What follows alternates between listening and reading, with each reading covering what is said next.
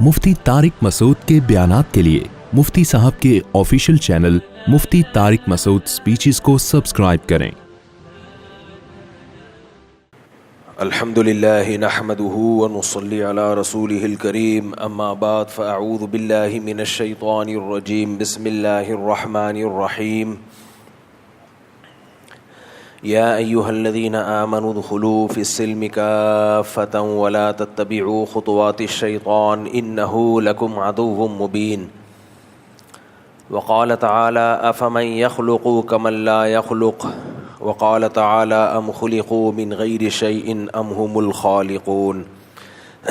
बयान आज थोड़ा सा लेट शुरू हो रहा है, किसी वजह से मुझे ताख़ीर हो गई। कुरान मजीद की चंद आयात तिलावत की हैं। अल्लाह ताला से दुआ है अल्लाह ताला सही तरह से बात कहने की, सुनने की, समझने की और फिर अमल की अल्लाह ताला हम सबको तौफ़ीक़ अता फ़रमाए। इसकी आवाज़ थोड़ी सी वॉल्यूम थोड़ा सा बढ़ा दें ताकि गले पे ज़ोर ना आए।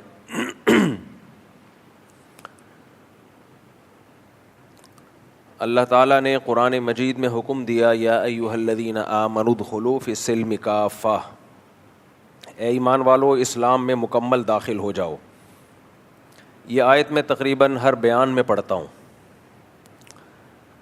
क्योंकि मुसलमान के साथ मसला ये है कि वो इस्लाम में है लेकिन इस्लाम में मुकम्मल नहीं है।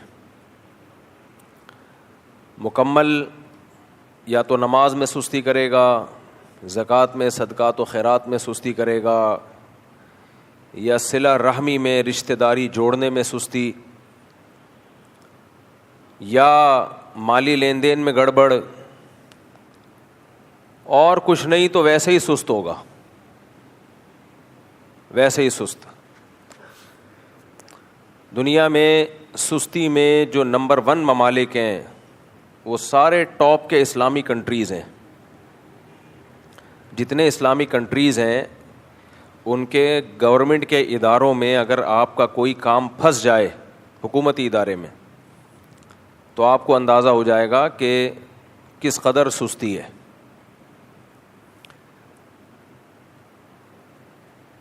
तो ये सुस्ती भी तो एक बहुत बड़ा जुर्म है, बहुत बड़ा गुनाह है। हर काम में सुस्ती, हर काम में सुस्ती। अल्लाह ताला का कानून है कि फितरत से जब कोई बगावत करता है, नेचर से जब कोई लड़ता है तो उसको सज़ा लाजमी मिलती है। अगर अल्लाह के हुक्म की कोई नाफरमानी हो जाए और आपको निदामत हो कि मैंने गलत किया, अब मैं अल्लाह के सामने तौबा इस्तिग़फ़ार करता हूँ, गिड़गिड़ाता हूँ, माफ़ी मांगता हूँ, अल्लाह माफ़ कर देता है। लेकिन खूब अच्छी तरह एक बात समझ लें, नेचर माफ़ नहीं करती है, फितरत माफ़ नहीं करती है। मिसाल के तौर पर आप किसी दीवार पे चल रहे हैं, नीचे गहरी खाई है, लोग आपको मना करेंगे कि ज़्यादा फंटर बनने की कोशिश मत करो, इस पे मत चलो, गिर गए तो हड्डी पसली एक हो जाएगी। लोगों को शौक़ होता है ना फंटर बनने का, व्हीलियाँ लगा रहे होते हैं। आपने यूट्यूब पे वीडियोस देखी होंगी, व्हीली लगाते हुए ट्रक के नीचे आ गया,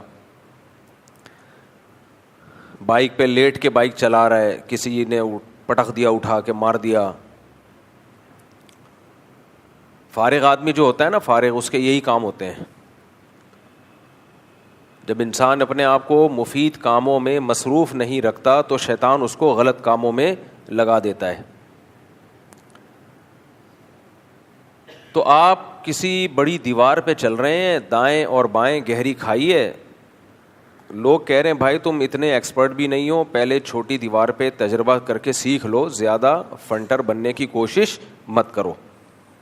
लेकिन आपको शौक़ है शोबाजी का, आप चलना शुरू हुए, थोड़ी देर में आपको एहसास हो गया, बीच में जब आप पहुँचे तो ना आगे जाने के और ना पीछे आने के।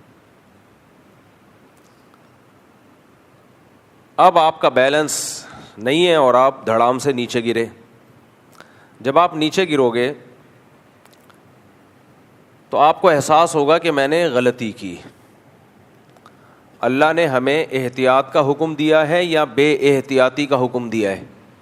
بولیں. اللہ نے ہمیں اپنی زندگی بچانے کا حکم دیا ہے یا زندگی کو بلا وجہ خطرے میں ڈالنے کا حکم دیا ہے؟ بچانے کا حکم دیا ہے. دیوار پہ چلنے سے پہلے آپ کو علماء نے بھی سمجھایا کہ بھائی مت کرو یہ کام, یہ جائز نہیں ہے. آپ بحث میں لگ گئے کہ فتویٰ لے کر آؤ, قرآن میں کہاں لکھا ہے کہ دونوں طرف گہری کھائی ہو اور دیوار کے بیچ میں چلنا حرام ہے اسلام میں؟ فتویٰ لے کر آؤ. آج کل لوگ اسی طرح کی فضول باتیں کرتے ہیں. کہاں لکھا ہوا ہے اسلام میں؟ بھائی اسلام جنرلی اصول بیان کرتا ہے, ان اصولوں سے مسائل نکالنا, قانون اخذ کرنا یہ حضرات فقہا کا کام ہے, تو انہوں نے نکالے ہیں مسائل. ایسے تھوڑی ایک ایک چیز لکھی ہوئی ہوگی کہ جمعے کے دن نہا دھو کے آیا کرو, سر پہ ٹوپی اچھی والی پہنا کرو, خوشبو اچھی والی لگایا کرو. اصول اور ضابطے بیان کیے. تو اللہ نے قرآن میں کہہ دیا اپنے آپ کو لا تلقوا بایدیکم الی التہلکہ, اپنے آپ کو خود ہلاکت میں مت ڈالو. مطلب یہی ہے کہ بے احتیاطی والے کام مت کرو. شد عقالہ وتوکل علی اللہ, اونٹ کے پاؤں کو رسی سے باندھ لو, اس کے بعد اللہ پہ توکل کرو. اب چوری نہیں ہوگا. اونٹ کو آپ نے رسی سے باندھا نہیں, ایسے ہی چھوڑ دیا اور آپ نے اللہ پہ توکل کیا کہ اللہ بچانے والا ہے. پھر جب وہ چوری ہو گیا تو آپ کہو گے کہ میں نے تو اللہ پہ اعتماد کیا تھا, اللہ بچانے والا ہے, لیکن یہاں تو اللہ نے نہیں بچایا. لوگ عمرہ کرنے جاتے ہیں, حج کرنے جاتے ہیں, جیبیں کٹ جاتی ہیں. آج کل تو کم ہو رہا ہے, پہلے بہت کٹا کرتی تھیں. ایک دیہاتی آدمی کی جیب کٹ گئی, وہ کہنے لگا کہ اے اللہ, ہم نے تو سنا ہے کہ جو تیرے گھر میں آئے وہ تیرا مہمان ہوتا ہے, تو مہمان کی جیب کٹنے سے بچا نہیں سکتا تھا؟ ہم تیرے گھر میں آئے ہیں تو کم از کم اتنا تو خیال ہو جاتا نا کہ ہماری تو کم از کم جیب نہ کٹتی. تو اب وہ دیوار پہ چل رہا ہے. علماء نے بھی منع کیا, ناجائز ہے, دونوں طرف گہری کھائی ہے, کیوں اپنے آپ کو مصیبت میں ڈال رہے ہو تھوڑی سی شہرت کی خاطر. لیکن سمجھ میں بات نہیں آئی. آپ کا پاؤں پھسلا اور اب آپ گرنے لگے. جب آپ گرنے لگے آپ کو فوراً احساس ہو گیا کہ اے اللہ مجھ سے غلطی ہوئی ہے, میں نے جرم کیا اپنی جان پہ. اور نیچے پہنچنے سے پہلے آپ نے پکی سچی توبہ کر لی. نیچے پہنچنے سے پہلے بلکہ پاؤں پھسلا اور آپ کے زبان مبارک سے نکلا استغفر اللہ ربی من کل ذنب واتوب الیہ, اے اللہ آج تک میں نے جتنے گناہ کیے, صغیرہ ہوں کبیرہ ہوں, علانیتاً ہو سرن ہو, حقوق و لباس سے اس کا تعلق ہو یا تیرے حقوق سے اس کا تعلق ہو, جتنے گناہ اے اللہ جس کے پیسے کھائے ہوئے پکا ارادہ کرتا ہوں اس کے پیسے بھی لوٹاؤں گا, اور یہ بھی وہ بھی, حج نہیں کیا وہ بھی معاف کر دے. صرف یہ والے گناہ سے توبہ نہیں کی, اس کے علاوہ بھی جتنے سے سب سے دل سے توبہ کی, اے اللہ آئندہ سے انسان کا بچہ بن کے زندگی گزاروں گا. بس آپ کا کیا خیال ہے, اللہ معاف کر دے گا؟ نہیں, رفیع بھائی کہہ رہے ہیں نہیں کرے گا. کر دے گا معاف, اللہ معاف نہیں, گناہ معاف ہو جائے گا. ہاں نہیں, مال کھانے کا تو معاف نہیں ہوگا, وہ تو وراثت میں سے دینا پڑے گا. یہ جو اس نے بے احتیاطی کی ہے نا, اس کو احساس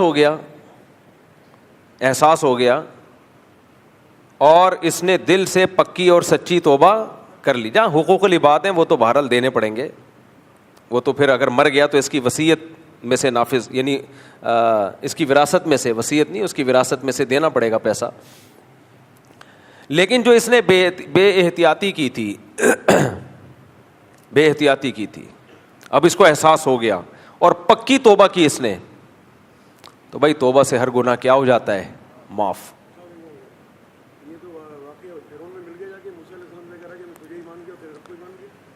نہیں, وہ تو بالکل آخری وقت تھا نا جب فرشتے دیکھ لیے تھے اس نے. جب تک موت کا غرغرہ نہ آئے, روح نکلنا نہ شروع ہو, برزخ کے احوال نظر نہ آئیں, اس وقت تک انسان کی توبہ قبول ہوتی ہے. ان اللہ یقبل توبۃ عبدہ ما لم یغرغر، حدیث کے الفاظ ہیں. ایک سچویشن وہ ہوتی ہے جس میں انسان موت اور زندگی کے بیچ میں ہوتا ہے، اس میں توبہ قبول نہیں ہوتی. دیکھو ایک آدمی ہے جس کو یقین ہے کہ مجھے تھوڑی دیر کے بعد پھانسی کے پھندے پہ لٹکا دیا جائے گا، 100% موت ہے، 5 منٹ کے بعد مجھے پھندے پہ لٹکا دیا جائے گا. یہاں موت کا یقین تو ہے لیکن ابھی مرنا شروع نہیں ہوا ہے. تو ایسی سچویشن میں بھی توبہ قبول ہوتی ہے. یہ اہل سنت والجماعت کا اجماعی عقیدہ ہے. قرآن سے حدیثوں سے پتہ چلتا ہے کہ اس سچویشن میں بھی توبہ قبول ہوگی. لیکن ایک بات خوب اچھی طرح سمجھیں، توبہ قبول ہوتی ہے، استغفار کی تسبیح کو توبہ نہیں کہتے. توبہ الگ چیز ہے.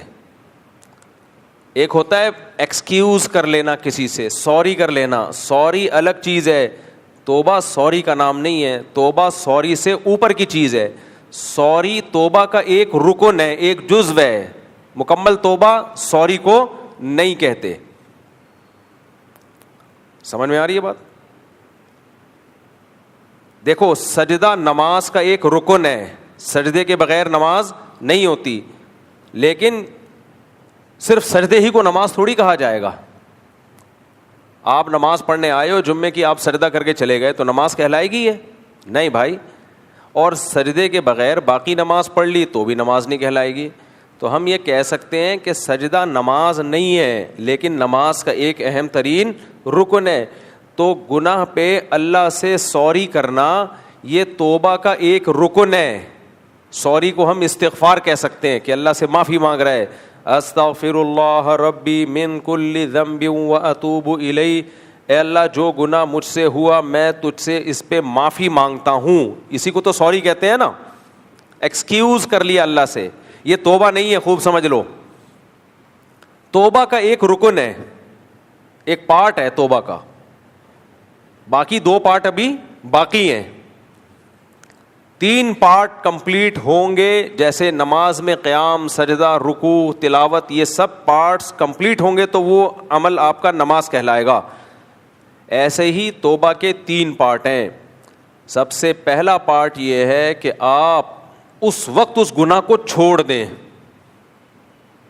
اس وقت اس گناہ کو چھوڑ دیں، آپ پریکٹیکلی چھوڑ دیں. آپ اس کو، ایک آدمی چوری کر رہا ہے اور توبہ بھی کر رہا ہے، اللہ سے معذرت بھی کر رہا ہے، لیکن کر رہا ہے چوری، تو یہ توبہ نہیں ہے، استغفار ہے. یہ توبہ نہیں کہلائے گا یہ عمل. آپ غیبت کر رہے ہو اور توبہ بھی کر رہے ہو، اللہ میں غیبتیں بہت کرتا ہوں، پھر شروع ہو گئے غفار بھائی ایسے، ستار بھائی ایسے، وسیم بھائی نے یہ کیا، یہ پنکھا چوری کیا تھا اس کے بھائی نے، یہ ایسا ہے، یہ ویسا ہے. اور پھر توبہ استغفار کی تسبیح ہاتھ میں آپ کے چل رہی ہے. لوگوں کے ہاتھ تسبیح چل رہی ہوتی ہے، آپ کی بھی ماشاءاللہ چل رہی ہے، لیکن آپ بیان سن رہے ہیں. اچھی بات ہے، تسبیح ہاتھ میں رکھنی چاہیے. تو تسبیح چل رہی ہے، استغفر اللہ استغفر اللہ، ڈرامہ بھی دیکھ رہے ہیں. اللہ مغفرت فرمائے ہماری دادی کی، ہمیں کوئی عیب نظر نہیں آیا ان میں، لیکن ایک چیز تھی، ڈرامہ بھی دیکھتی تھیں اور تسبیح بھی چلتی تھی. ہمارے گھر میں تو ٹی وی نہیں تھا، پڑوسیوں کے ہاں جا کے، اور ڈرامے بھی پہلے زمانے کے بڑے سیدھے سادے سے ہوتے تھے. باقی ماشاءاللہ تہجد، تلاوت، نماز، روزہ. یار ایک بات ہے، میں نے اپنی دادی سے بہت کچھ سیکھا ہے، آج سیکھ رہا ہوں میں ان سے. آپ حیران ہو گئے، مفتی صاحب کی دادی کو گئے ہوئے 30 سال ہو گئے اور آج سیکھ رہے ہو اس سے. میں جب انگریزوں کی دادیوں کو دیکھتا ہوں نا، او ہو پھر کمپیئر کرتا ہوں اپنی دادی سے. ہائے ہائے ہائے ہائے ہائے، خدا کی قسم ہمارا بڑا حسین معاشرہ ہے. گوروں پہ مت مرو یورپ امریکہ پہ. یہ خزاں ہے جو بانداز بہار آئی ہے، رنگ رلیوں پہ زمانے کی نہ جانا اے دل. یہ خزاں ہے جو بانداز بہار آئی ہے. کافر میں کوئی خیر نہیں ہے، خدا کی قسم کوئی خیر نہیں ہے، سب بکواس ہے، ڈرامے بازی ہے. ابھی ایک صاحب یورپ میں کلپ بنا، موضوع سے ہٹ رہا ہوں لیکن کیا کروں یار، دادی کا تذکرہ آیا تو دادی کو دوسروں کی دادیوں سے کمپیئر کر کے پتہ چلے گا نا، ہماری دادی کا پلڑا بہت بھاری تھا، خدا کی قسم بہت بھاری تھا. نہ کوئی ایجوکیشن تھی، نہ ڈاکٹر تھی، نہ سائنٹسٹ تھی، پھر بھی کامیاب لائف گزاری. نہ پیسہ تھا جیب میں، پھر بھی پاکیزہ زندگی, با اخلاق زندگی, طہارت والی زندگی اور ایک انتہائی کامیاب زندگی. انگریزوں کی بڈیاں سائنٹسٹ بھی ہوتی ہیں, ہائے ہائے ہائے, لیکچرار بھی ہوتی ہیں, پھر بھی چڈیاں پہن کے بڑھاپے میں گھوم رہی ہوتی ہیں, کوئی ہمیں دیکھ لے. دو دادیوں کو سامنے رکھا کرو, اپنے گھر میں جاؤ آج اپنی دادی کو. اب تو دادیاں مارکیٹ سے شارٹ اس لیے ہو رہی ہیں کہ شادیاں دیر سے ہوتی ہیں نا, تو دادی بننے سے پہلے ہی فوت ہو جاتی ہے عورت. یہ بھی ایک عذاب ہے ہماری سوسائٹی میں. تم لوگ بھی نہیں سدھرو گے, میں بھی نہیں سدھروں گا, یہ ذہن میں رکھنا. میں بھی اس ٹاپک پہ بولتا رہوں گا. بچیوں کی شادیاں جلدی کر دیا کرو, دادیاں نانیاں بھی بننا ہے ان نے بڑھاپے میں, پوتے نواسوں کی لذتیں بھی دیکھنی ہے انہوں نے, خود بھی جلدی کیا کرو تاکہ دادے نانے کا بن کے انجوائے کرو لائف کو. تو ان کی بڈھیاں دیکھ لو, بڈھیاں 80 سال کی بڈھی بریزر اور چڈی میں بیٹھی ہوئی ہوگی ساحل سمندر پہ, لائف کو کیا کر رہی ہے, انجوائے. آپ تو وہیں سے آئے ہیں, آپ کو دیکھا ہوگا آپ. یار یہ کوئی زندگی ہے یار, اس کے فضائل ہمیں بتاتے ہو. اس سے تو ہماری وہ دادی جو جس کا پوتا ڈھکن لیس گٹر پہ بیٹھ کے آتا ہے وہ زیادہ اچھا ہے. ابھی یورپ سے کسی نے کلپ بنا کے بھیجا کہ یہ اولڈ ہاؤس کا جو تصور ہے یورپ میں, یہ اتنا گندا نہیں ہے جیسے مسلمانوں نے سمجھ لیا ہے. آج کل نا کچھ لوگ وہاں جب جاتے ہیں تو ایک پہلو ان کے سامنے ہوتا ہے اس سوسائٹی کا, ایک پہلو, سڑکیں صاف, لوڈ شیڈنگ نہیں ہے, علاج کی سہولت ہے. یہ اس سوسائٹی کی خوبی نہیں ہے بھائی, یہ ایک سسٹم کی خوبی ہے. یہ حکومت اور پیسہ ہے, جب پیسہ ہوتا ہے تو سب کچھ کیا ہوتا ہے, سیٹ ہو جاتا ہے. شاعر نے شعر کہا ہے نا, خدا جب حسن دیتا ہے نزاکت آ ہی جاتی ہے, قدم گن گن کے رکھتے ہیں کمر بل کھا ہی جاتی ہے. جب جیب میں پیسہ ہوتا ہے نا تو چہرے پہ ایک رونق سی ہوتی ہے. تو جن قوموں کی جیب میں پیسہ ہے تو ان کے چہروں پہ بھی رونقیں ہیں, ظاہر ہے ڈیولپمنٹ ہے ٹھیک ٹھاک, اور وہ پیسہ بھی ہمارا ہی ہے بھائی, ہمارا ہی ہے. یہ ہندوستان سے سارا جو کھرید کے لے گئے تھے یہ لوگ. عالمگیر بادشاہ رحمۃ اللہ علیہ کے دور میں حکومت کے جو ایسٹس تھے نا, ایک دفعہ ان کو شمار کرنے لگے ہندوستان کی دولت, جس میں برما بھی تھا, بنگلہ دیش بھی تھا, پاکستان بھی تھا, ہندوستان بھی تھا. تو عالمگیر رحمۃ اللہ علیہ نے یہ کام لگایا کہ حکومت کے پاس ایسٹس کتنے ہیں, سونے کے ایسٹس, خزانے, اشرفیاں. آپ کو پتہ ہے جب سرکاری سطح پہ اکاؤنٹنگ کا کام ہوتا ہے تو وہ بہت بڑے پیمانے پر ہوتا ہے. جب اکاؤنٹنگ شروع کی گئی ہے تو حکومت عاجز آ گئی تھی, اتنی دولت تھی. یہ کام روکنا پڑا. جو اشرفیاں تھیں نا, سونے کے سکے, وہ کاؤنٹ نہیں کر پائے تھے. یہ سارا مال کہاں گیا ہے, یورپ گیا ہے, تجارت سے نہیں, غاصبانہ قبضہ کر کے. اور یہ ہمیں کہتے ہیں اسلام تلوار سے پھیلا ہے. بھائی صاحب تمہارے جو بلڈنگیں بنی ہیں نا, یہ بموں سے بنی ہیں, ہمارا خون چوسا ہے جس سے یہ سب کچھ تم نے ڈیولپمنٹ کا کام کیا ہے سارا. سمجھتے نہیں ہے بات کو, جب نہیں پڑھے گا رات کو تو نہیں سمجھے گا بات کو. تو ہمارے جو دیسی لبرل ہے نا, یہ بہت خطرناک ہوتا ہے. اچھا, انگریز کو آپ اپنی سوسائٹی کی خوبی دکھاؤ, فوراً مان جائے گا, فوراً یقین کر لے گا, یار بڑا زبردست تمہارا ایک سسٹم ہے. ہمارے استاذ یو کے گئے, ایک انگریز کے گھر گئے تو دیکھا, میرے جو پیر و مرشد ہیں نا, ان کا لندن کا سفر ہو چکا ہے. ایک انگریز کے گھر میں گئے تو انگریز اکیلا تھا اور گھر میں 4 بڑے بڑے کتے. 4, ہماری 4 بیویوں پہ اعتراض ہوتا ہے ان لوگوں کو, اور آپ کے 4 کتوں پہ ہم اعتراض نہ کریں. یار کیا بات کر رہے ہو یار, ہم پہ یہ طنز کرتے ہیں. یہ مولویوں کو دیکھو, 4 بیویاں, 4 بیویاں, شادیاں, بچے. تم 4 کتے لے کے گھوم رہے ہو. یار یہ انسانیت ہے, یہ کتا پن ہے, یہ تو کتا پن ہے. تو وہ کہتے ہیں میں جب اس گورے کے گھر میں گیا تو ٹوٹل کتنے کتے تھے, اور انتہائی بدبو. کتوں کی جو لید ہے نا وہ بہت بدبودار ہوتی ہے. خیر کہتے ہیں میں نے گپ شپ لگانا شروع کی. ہیلو ہاؤ یو جانسن نینسل, wow how you doing it, جو برٹش فش اسٹائل ان کا. ہم لوگ تو وہ اسٹائل بنا بھی, دیسی لوگ ہیں نا, غریب لوگ ہیں. ہمارا تو یہ ہوگا, وسیم بھائی کیا کر رہے ہو, ستار بھائی, جمشید تم پھر بغیر نہائے آ گئے, ٹھیک ہے نا. ہمارا تو یہ اسٹائل ہوگا. ان کا اسٹائل بھی کیا ہے, چینج. خیر, کہتے ہیں گورے سے میری گپ شپ شروع ہوئی. یہ بات ہے 92-93 کی. تو کہتے ہیں گورے سے میری گپ شپ شروع ہوئی, تو پھر گورے نے خود اسلام کی تعریف کی. کہتے ہیں یہاں جو لندن میں جو مسلمان فیملیاں رہتی ہیں, مجھے ان کی ایک چیز بہت پسند ہے. ہمارے استاذ نے پوچھا کیا پسند؟ کہتے ہیں یار کبھی پاکستان سے کسی کی پھپھو آ رہی ہے, اسے ریسیو کرنے جا رہے ہیں, کبھی کسی کا چچا آ رہا ہے, اس کو ریسیو کرنے جا رہے ہیں, کبھی کسی کا ماموں آ رہا ہے, اس کی دعوت ہو رہی ہے. ہم لوگ کے ہاں نہ چچا رہا نہ پھپھو رہی, نہ, حالانکہ پھپھو بہت فسادی ہوتی ہے, اس کے باوجود کیا ہوتی ہے, محبت ہوتی ہے پھپھو سے. جتنے گھروں میں لڑائیاں ہو رہی ہیں اس میں ہاتھ کس کا ہوتا ہے, پھپھو کا ہوتا ہے. آپ کو نہیں, پھپھو تو بڑا پیارا رشتہ ہے, آپ کے لیے پیارا رشتہ ہے, آپ کی اماں کے لیے اس سے خطرناک رشتہ اس کائنات میں پیدا ہوا نہیں ہے.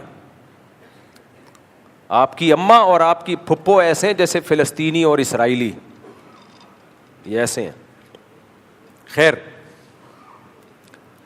تو اس نے کہا اتنا تم لوگوں کا ایک نظام ہے, محبتیں. آج میڈیکل سائنس اور جو سائیکالوجسٹ ہیں وہ اس بات کا اعتراف کرتے ہیں کہ انسان کو سب سے زیادہ سکون کے لیے جو سب سے زیادہ جس چیز کی ضرورت ہے وہ ہے ریلیشن. وہ کیا ہے؟ اب وہ آرٹیفیشل ریلیشن, مصنوعی ریلیشن پہ زور دیتے ہیں. ان کے جو ماہر نفسیات ہیں نا انگریزوں کے, وہ بھی کہتے ہیں آپ کی مینٹلی ہیلتھ کے لیے, سکون کے لیے دولت سے زیادہ ویلیو کس چیز کی ہے, ریلیشن کی. کیونکہ انسان انڈیویجول لائف نہیں گزار سکتا. تو اب ان کے جب ریلیشن مارکیٹ سے شارٹ ہو گئے تو اب وہ آرٹیفیشل ریلیشن کیسے ہے؟ بلڈ ریلیشن نہیں ہے, آپ خود سے ریلیشن بنا رہے ہو. وہ کہتے ہیں بھائی صدقہ خیرات کیا کرو تاکہ غریبوں سے آپ کا تعلق اچھا ہو. جمشید کو کبھی اپنے پیسوں پہ بھی چائے پلا دیا کرو تاکہ جمشید تمہارے ساتھ کلوز ہو جائے, کیونکہ وہاں رواج نہیں ہے اپنے خرچے پہ کسی کو چائے پلانے کا. تو کوئی جو نیڈی پیپل ہیں آپ جا کے ان کا تھوڑا سا مدد کر لیا کریں, اس سے ریلیشن کیا ہوگا آپ کا مضبوط. او بھائی صاحب, سب سے پہلا ریلیشن ماں اور باپ کا ہوتا ہے. سمجھتے ہو یہ کس کا بنایا ہوا ہے؟ اماں ابا کے بغیر خوشیاں نہیں ہیں. تبھی تو باپ ماں کے مرنے پر کیسا روتے ہیں, ایسا لگتا ہے گھر اجڑ گیا. ہم تو دادی کے مرنے پر اتنا روئے تھے, گھر اجڑ گیا بھائی, ریلیشن ختم. کیونکہ دادیوں کا پوتوں سے کیا ہوتا ہے, ریلیشن. بھائی بہنوں کا رشتہ, یہ تو اس پہ تو میں بہت دفعہ بولتا رہتا ہوں, میں زیادہ ڈیپ میں نہیں جاؤں گا. تو میں یہ عرض کر رہا تھا ہمارے جو دیسی لبرل ہے نا, دیسی لبرل, یہ بڑے ڈینجر. انگریز کو آپ سمجھائیں سمجھ جائے گا فوراً, کیونکہ وہ سفید کاغذ کی طرح ہے. اس کو آپ اسلام کی بیوٹی سمجھائیں 2 منٹ میں سمجھ میں آئے گی. ہمارا جو دیسی لبرل ہے نا, جب یہ جاتا ہے وہاں تو جو اس کی آنکھیں کھلتی ہے نا, وہ آبشاریں دیکھ کے اور روڈ اور سڑکیں اور خوبصورتی دیکھ کے, تو وہ سمجھتا ہے سب کچھ یہیں ہے. تو وہ اولڈ ہاؤس کے بھی فضائل بیان کرنا شروع کر دیتا ہے. تو ابھی ایک دیسی لبرل ہیں, وہ آج کل بڑے فضائل بتا رہے ہیں کہ اولڈ ہاؤس کا وہ کانسیپٹ ہماری سوسائٹی میں نہیں ہے جو مسلمان بتاتے ہیں یہاں اسکالرس. اولڈ ہاؤس تو بڑے خوبصورت ہوتے ہیں, اور بوڑھے لوگ خود کہتے ہیں کہ ہمیں بیٹا اولڈ ہاؤس میں جمع کر دو, وہاں ہمیں پہنچا دو, وہاں ہماری کیئر گھر سے زیادہ ہوگی, وہاں ہم کیرم بورڈ کھیلیں گے, وہاں ہم اسنوکر کھیلیں گے, وہاں ہم فلمیں دیکھیں گے, وہاں ہم سب بڈھے آپس میں بیٹھ کے اپنی جوانی کی داستانیں سنائیں گے. ایک بڈھا بڈھی بیٹھے ہوئے تھے, کھانا منگوایا انہوں نے, کھانا منگوایا تو پہلے بوڑھے نے کھایا, جب ختم کر لیا تو پھر آرڈر دیا گیا بڑھیا کے لیے منگوایا. تو ویٹر نے پوچھا کہ تم دونوں نے ایک ہی ٹائم پہ کیوں نہیں منگوایا؟ تو انہوں نے کہا 32 فارغ نہیں تھی, پہلے میں نے 32 لگا کے کھانا کھایا ہے, اب میں کھا چکا ہوں تو یہ 32 کون یوز کرے گا؟ یہ دادی یوز کرے گی. تو اس لیے تو یہ ساری سہولتیں کہاں میسر ہوتی ہیں؟ سارے بوڑھے ایک جگہ اکٹھے ہو جاتے ہیں. تو کتنا اچھا اولڈ ہاؤس. آئے ہائے ہائے, انسان کی عقل. ہمارے حضرت فرمایا کرتے تھے انسان اسلام سے جب ہٹتا ہے نا, سب سے پہلے اس کی کھوپڑی خراب ہوتی ہے. سب سے پہلے جو چیز خراب ہوتی ہے وہ کیا ہے؟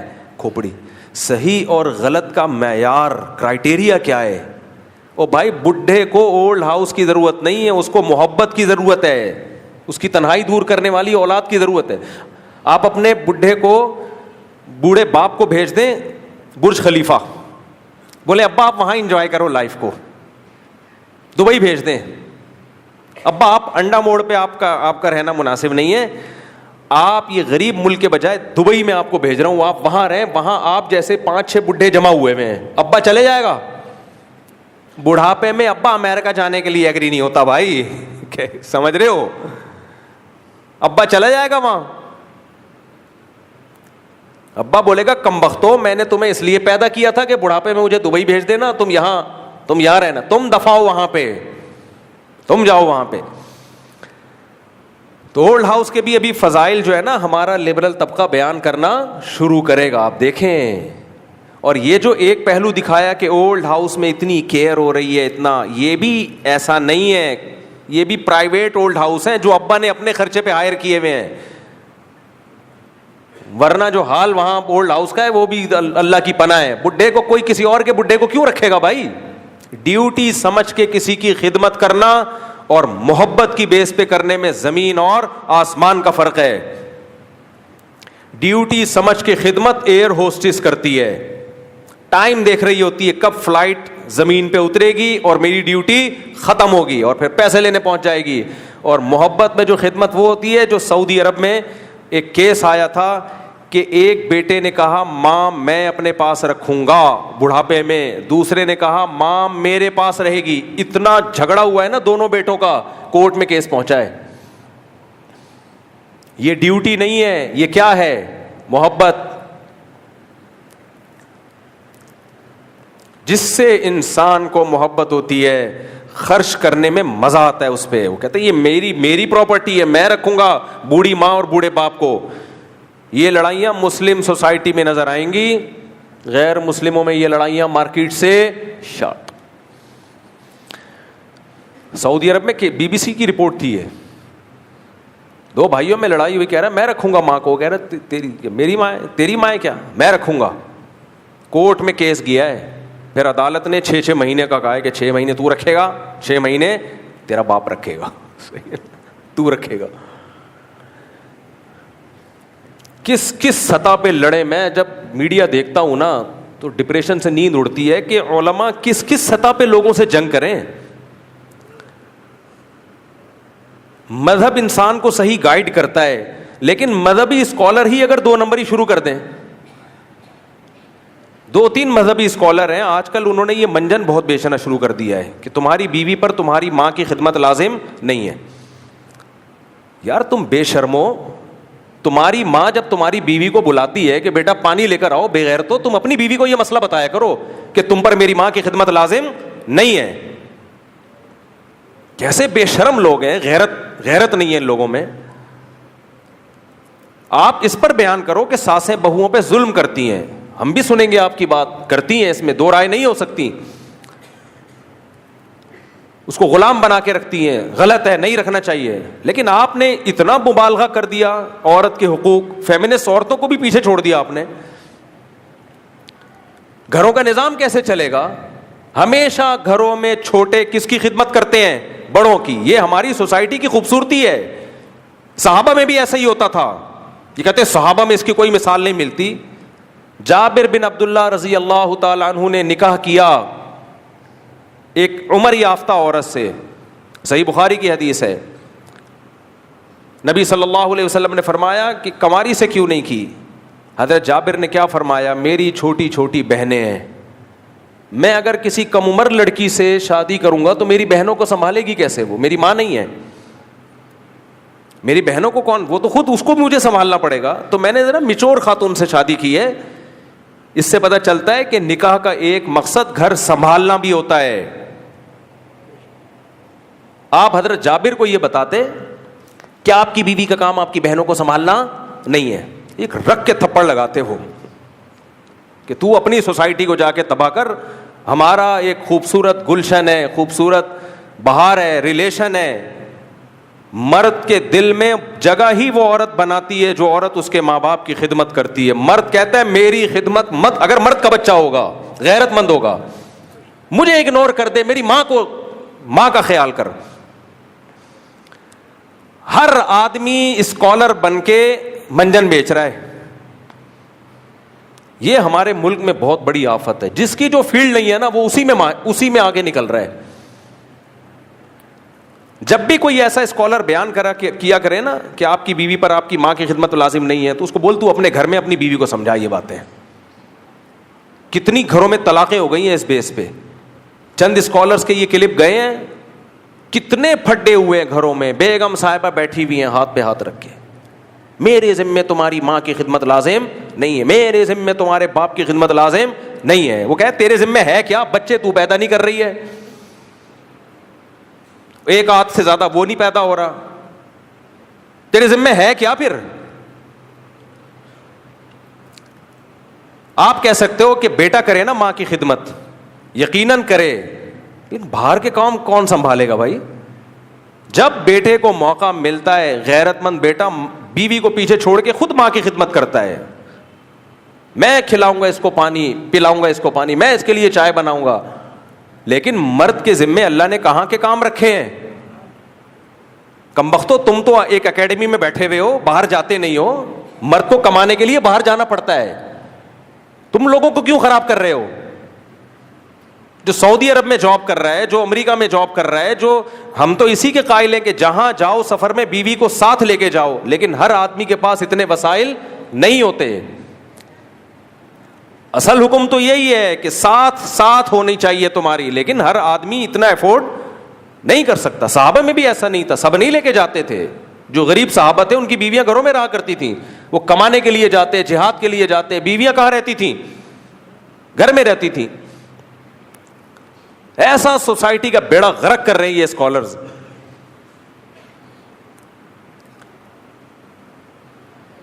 مرد کے دل میں سب سے زیادہ قدر ہی اس عورت کی ہے جو اس کے ماں باپ کو, وہ شادی کرنے کا ایک بڑا مقصد ہی یہی ہوتا ہے بھائی. لڑکیوں کو باغی بنایا جا رہا ہے.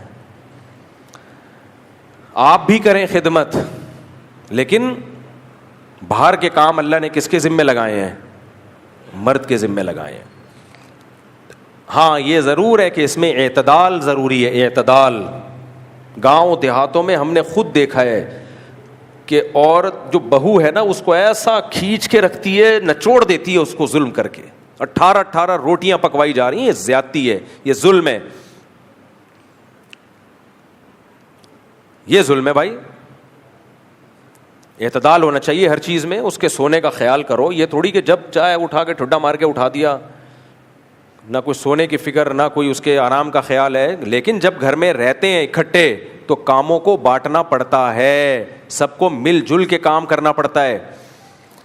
ہمارے ایک دوست کی شادی ہوئی تو وہ بیگم صاحبہ نے منع کر دیا صاف طور پہ, میرے ذمے نہیں ہے. اب انہوں نے کہا کہ بھائی آپ یہ کام کر لو, آپ یہ کام کر لو, آپ بہن کھانا بنا دے گی, تم صرف روٹیاں بنا دو. ان کے بیگم نے کہا میرے ذمے روٹیاں بنانا نہیں ہے. یہی اسکالرس کے سنے ہوئے تھے. اس نے کہا تیرے ذمے صرف کھانا کھانا ہے. بالآخر ان میں طلاق ہوئی ہے, کیونکہ مرد نے کہا میرے کسی کام کی نہیں ہے بھائی, یہ کھانے کے وقت آگے بیٹھ جاتی ہے, باقی سارے کام کون کر رہا ہے. تو جب گھروں میں رہو گے تو یہ سب کچھ کرنا پڑتا ہے. ہاں جہاں بھی ذرا سا ظلم کا خطرہ ہو بھائی, پھر بیوی کو یقیناً الگ رکھو, پھر ہم بھی اس کے قائل ہیں, پھر ساتھ نہ رکھو.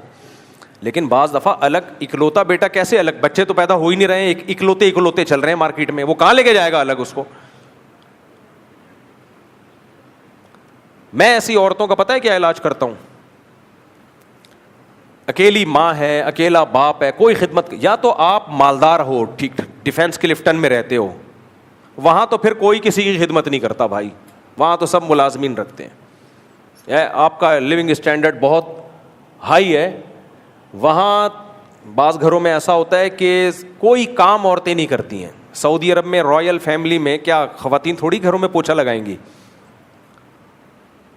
تو ایسا تھوڑی, وہ تو بہت جو اپر لیول کے لوگ ہوتے ہیں, جو نارمل اس سے بڑے ہوئے ہوتے ہیں, ان میں تو کوئی بھی کام, آپ جوتا بھی خود نہیں پہنتے, نوکر آ کے آپ کو شوز پہنائے.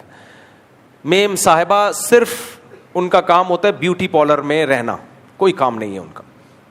آج یہ والا لپسٹک لگا کے دیکھو, نہیں یہ والی سمجھ میں نہیں آ رہی, امپورٹڈ لپسٹک دوسری لگا کے, بس وہ یہی ہے ان کا, کوئی فارغ, پیسہ بہت ہے, لینڈ لارڈ ہے وہاں, ٹھیک ہے بھائی, وہاں تو کوئی کسی کی خدمت نہیں کرتا. خدمتیں کس سے کروائی جاتی ہیں؟ ملازمین سے. اتنے لینڈ لارڈ ہو, ٹھیک ہے بھائی, قرآن نے بھی کہا ہے عاشروہن بالمعروف, جو عرف چل رہا ہے اس کے حساب سے رہو. تو عرف اگر مالداروں کا یہ ہے کہ ان کے ملازم ہوتے ہیں, تو بلکہ فقہا نے تو یہاں تک لکھا ہے کہ اگر بہت اونچے خاندان میں آپ نے شادی کی ہے تو بیوی کے لیے ملازم بھی آپ کو لے کے دینا پڑے گا, کیونکہ اس لڑکی نے کبھی خود کام نہیں کیا, ہمیشہ ملازمین سے کام کروائے. تو شوہر کے ذمے کیا ہے, اس کو نوکر بھی ارینج کر کے دے. تو اتنے اوپر ہاتھ مارنے کی تمہیں ضرورت کیا ہے غریبو, اپنی اوقات میں رہو نا. ہم تو نارمل لوگوں کی بات کر رہے ہیں, جو نارمل متوسط گھرانے ہوتے ہیں. تو اس میں بھی ایسا نہیں ہے کہ ساس بولے بیٹا پانی دو تو بہو اٹھ ہی نہیں رہی ہے, کہ ہم تو رائل فیملی سے. وہاں بھی اتنی خدمت تو وہاں بھی بنتی ہے, اتنی خدمت تو کوئی بھی بوڑھا کہہ دے نا آپ سے. دیکھو میں اگر آپ سے یہاں کہوں مجھے پیاس لگ رہی ہے پانی پلا دو, آپ کہ مفتی صاحب ہم پر آپ کی خدمت لازم نہیں ہے. لازم نہ ہونے کا یہ مطلب کہ میں کورٹ میں کیس نہیں کر سکتا, یہ بات تو ٹھیک ہے بھائی, میں کچھ بھی نہیں کر سکتا, لیکن بے شرمی کی انتہا ہوگی کہ نہیں ہوگی یار. ایسے ہی میرے بھائی, ساس سسر اگر گھر میں بہو کو کہہ رہے ہیں بیٹا چائے بنا دو, ساس کہہ رہی ہے بیٹا میرے پاؤں میں بہت تکلیف ہو رہی ہے, تھوڑا سا آج اتفاق سے دبا دو, دیکھو کیسا لگتا ہے. وہ کہیں میرے ذمہ لازم نہیں ہے. یہ بدتمیزی سکھائی جا رہی ہے, گھروں کو برباد کیا جا رہا ہے, اور کچھ بھی نہیں ہے. اور سب گھروں میں ساس بہوؤں پہ ظلم ہوتا بھی نہیں ہے. یہ جو کمنٹس میں بہویں لکھ رہی ہوتی ہیں نا, میری ساس ایسی, میری ساس ایسی, ان کی ساسیں ہوتی ہوں گی, اس کا مطلب یہ نہیں کہ دنیا میں سب کی ساسیں خراب ہیں. ہم نے بہت سے گھروں کو ہنستا کھیلتا بستا دیکھا ہے. میں خود اپنی مثال دیتا ہوں, میری والدہ کا جو ریلیشن تھا اپنی بہوؤں سے بہت اچھا. ہمارے گھر میں جتنی ہماری بھابیاں وغیرہ تھی, سب والدہ کے ساتھ رہنا چاہتے تھے سب لوگ. میری دادی اور میری والدہ ساتھ رہی ہیں, ساس تھی نا, ساری زندگی ساتھ گزاری ہے انہوں نے. اور میری والدہ ایجوکیٹڈ تھیں. میری والدہ نے اسکول میں سپروائزر تھیں, ٹیچر تھیں, تو پڑھی لکھی خاتون تھی میری والدہ. گھر سنبھالا انہوں نے, دادی کو بھی سنبھالا, خدمت کی, ہمارا بھی دل جیتا, دادی کا بھی دل جیتا. اگر میری اماں سن لیتی ان اسکالرس کو, شروع میں ہی ان اسکالرس کو سن لیتی کہ مجھے الگ گھر لے کے دو, میرے ذمے, میرے ابا سے کہہ رہی ہوتی میرے ذمے آپ کی والدہ کی خدمت لازم نہیں ہے, تھوڑا انگلش میں ٹھش پش بھی کر دیتی اور الگ ہو جاتے, تو ہمیں دادی کی محبت, بولو نا یار, الگ رہتے ہیں, دادی کی محبت تو نہ ملتی. دادی تو بھائی چاہیے میرے بھائی. بچے کو کیا چاہیے, اب تم بڈھے ہو گئے ہو, اب تمہیں نہیں پتہ چلے گا. بچے کو اماں سے زیادہ کون اچھی لگتی ہے, نانی دادی. ہمیں تو بھائی اپنی اماں سے زیادہ دادی پسند تھی, کیونکہ ہماری دادی نے ایک تخت تھا ان کا جہیز کا ملا ہوا, میرا خیال ہے کم از کم 1948 سے, پاکستان بننے سے پہلے کا تخت تھا وہ, اس پہ پھٹے لگے ہوئے تھے. ایک جہیز کا بکسا تھا ان کے پاس. میں نے جب سے ہوش سنبھالا وہ بکسا دیکھتا آیا تھا میں, لوہے کا. ہم کہتے تھے بریف کیس کا زمانہ آ گیا ہے. نا. پھر پان کا ایک کھوکھا, وہ پان تان ہوا کرتا تھا, ہندوستانی عورتیں نا پان, اس پہ اتنا سا انہوں نے پان نکالا, کتھا لگایا, چونا لگایا, چھالیاں ڈالی, یوں کر کے سائڈ پہ فکس کیا اور نیت باندھ لی نماز کی. زبردست چیزیں چھپا چھپا کے رکھتی تھی اپنے پوتوں کے لیے. وہاں چھپا دیا, کچھ کیلا چھپا دیا, کچھ آئس کریم چھپا دی, جس پہ زیادہ دل آ رہا ہے اس کو بلا کے چھپڑ میں اس کو پکڑا دیا. انگریزوں کی دادی کو دیکھو, بریزر پہن کے اور چڈی پہن کے بیٹھی ہوئی ہوگی. یار کچھ انسان کو کچھ اس عمر میں تو کم از کم کچھ اسکارف ہو. پھر میں جب انگریزوں کی بڑھیوں کو دیکھتا ہوں مجھے اپنی نانی بھی یاد آتی ہے, دادی بھی. نانی کا بھی ایسے ہی حساب تھا. میں فوراً دیکھتا ہوں یار ہماری دادیوں کے سروں پہ چادریں ہوتی تھیں, ہاتھ میں تسبیح, وضو بار بار وضو کرنا کی وجہ سے چہرے پہ ایک رونق, تلاوت, دعائیں, بات بات پہ دعائیں دیتی تھیں. ایک خرابی تھی ڈرامہ اور تھوڑا پڑوسوں کی غیبتیں ہلکی پھلکی, اللہ معاف فرما. تو وہ بھی جب کوئی غیبت کا ٹائم آتا آواز بہت سلو ہو جایا کرتی تھی.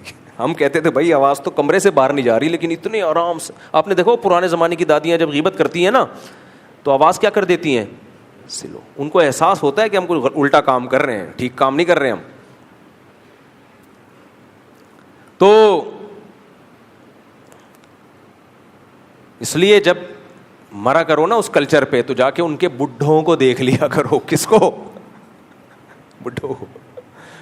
اور اپنے بڈھوں کو کمپیئر کیا کرو. اب تو ہمارے یہاں بھی لبرلزم سیکولرزم اتنا آ رہا ہے کہ ہمارے بڈھوں کا بھی وہی حشر ہونے والا ہے.